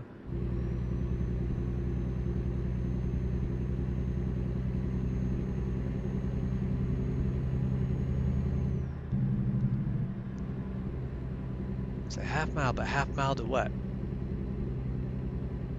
Seattle, Portland, exit only.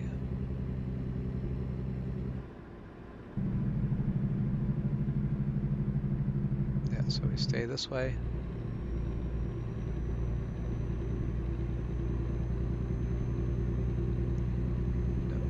No. No. Oh. Yep. Gotta make that jump. We can't go straight.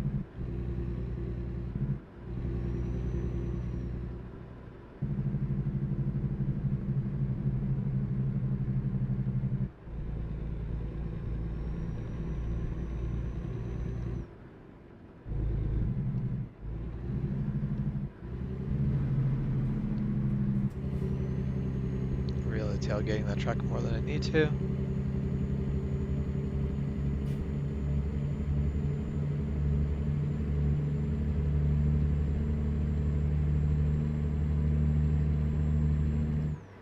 Oh, we're revving a bit again. Alright, still stuck behind that truck.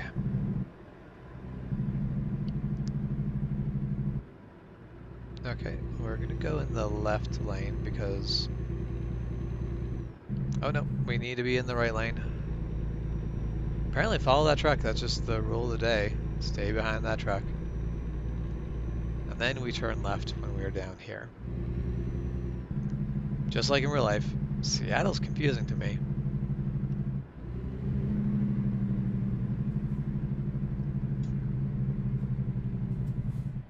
Oh, what did I? Hit something, but it wasn't apparently the signal.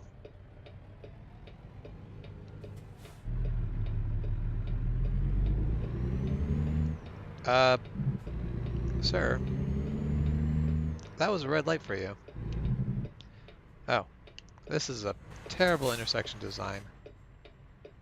I'm now stuck at a red light, but I'm still in the last intersection.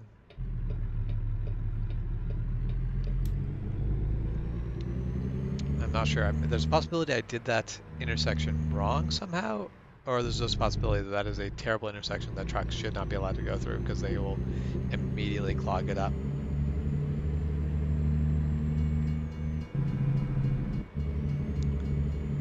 Now, one thing I would absolutely love to see in this game would be for them to actually add Canada. The additional part of crossing the border would actually be kind of cool. I mean, in my opinion, it would be kind of cool. I'm sure some people would not appreciate it, but the idea of basically having to come to like a border crossing where you have to basically go through it and then carry on your way.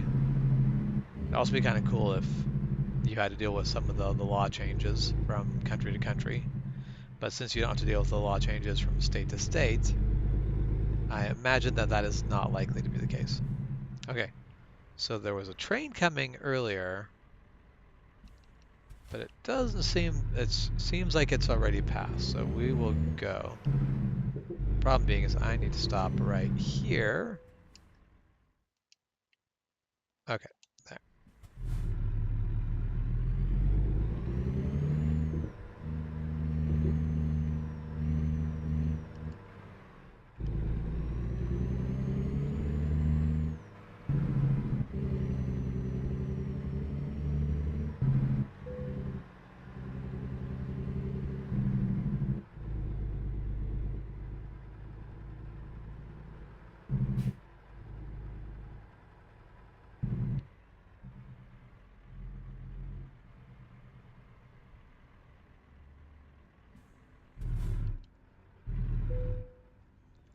Okay, successfully delivered waste paper.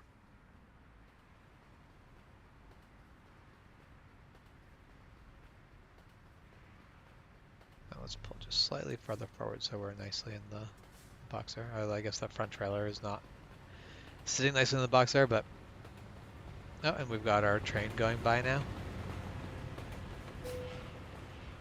All right, decoupled and there. We did much better this time than prior.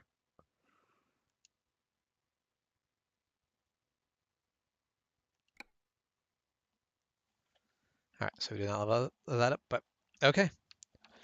Let's take a look at our progress history. We've been making progress. We're on a nice uphill, steady climb, but still owe a bunch in debt. But I think what I'm going to do, so we are sitting on $30,000 in cash. What I'm going to do is take out a $50,000 loan and take out a couple $10,000 loans, and we will pay off the $100,000 loan. So now we're sitting on $70,000 of debt rather than $100,000 of debt, where it's at a higher interest rate, but it's been good. I mean, yep, so we've had a 3.5 hour stream, but at this point, I'm going to need to call it because I have other things I need to do. I've got more time during the day right now than I do in the evenings. I can't stream in the evenings, but I can stream during the day, so I figure I may as well. So I will have more streams. I'll be trying to do a bunch of streams sort of between like 2 and 4 in the afternoons here while I can. So, and actually, so we are in Seattle, and there's a truck dealer just right over here. So let's quickly hop over to the truck dealer. So this is the truck we bought, but we bought it in a single rear axle, made it cheaper. So we could buy this as a double axle, and it will make our life a little bit easier. We're still stuck with day cabs. We can't go anything bigger, but we do now have additional options for the axle arrangement. Like we can have a lift axle, which would be honestly good for our setup. But we basically can get a better heavy haul arrangement. Yeah, so 2 to 4 for me would be 4 to 6 at Texas time. And we can get a better motor. We have options of either the PACCAR MX-13 um, 430 or the Cummins ISX 12 425. Which for me, it always just seems like go for the higher revving, higher foot-pound engine. But I honestly, I'm not sure. It's probably better. There's probably something better about the PACCAR to make it worthwhile, but I don't know what it is. All I know is that according to the little graph on the side, the Cummins is better for hills and heavy cargo. Honestly, what it might lose out on is just simply fuel efficiency. We also I have the option of the 13-speed transmission. Look, feels like I mean, no, it would be an improvement, but realistically, I would like the 13-speed with the retarder. Nothing for dashes yet, but that's fine. And at that point, we might be making enough money that I'll choose a custom color rather than just going with something generic. Maybe I'll go for a orange truck at that point. We'll see.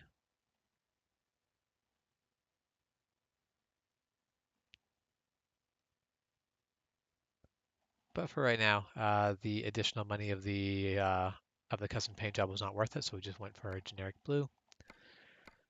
And we'll also have the ability to sort of equip our truck with some accessories and like that, some of that, which we did not have at the time. But now this is However, like, yes, we'll probably get this small day cab here because it'll be improvements. But the vehicle we're really after is is that. That's the one I really want. Can't buy it yet. Both we don't have the money and you need to unlock things. But this is kind of my goal. I could also go for this truck. This seems to really just be the classic American truck if you're going Peterbilt anyway. But I don't like the dash on these trucks. Like actually sitting in it, and it's not a truck I enjoy. Like the dash is a lot better on these, so that's what I'm gonna go with. But yeah, before we can go there, we're probably this is going to be the next step up is just have a plain sleeper model, and this will allow us to start taking longer trips. Yeah, for basically at 6:25, I need to be in Kelowna. I have some sword teaching to go do. That is what I am doing in the evenings right now. But my has freed up my days quite a bit. But okay, so that is our goal. That's where we managed to make it to today. Checked off a bunch of things on the skill tree.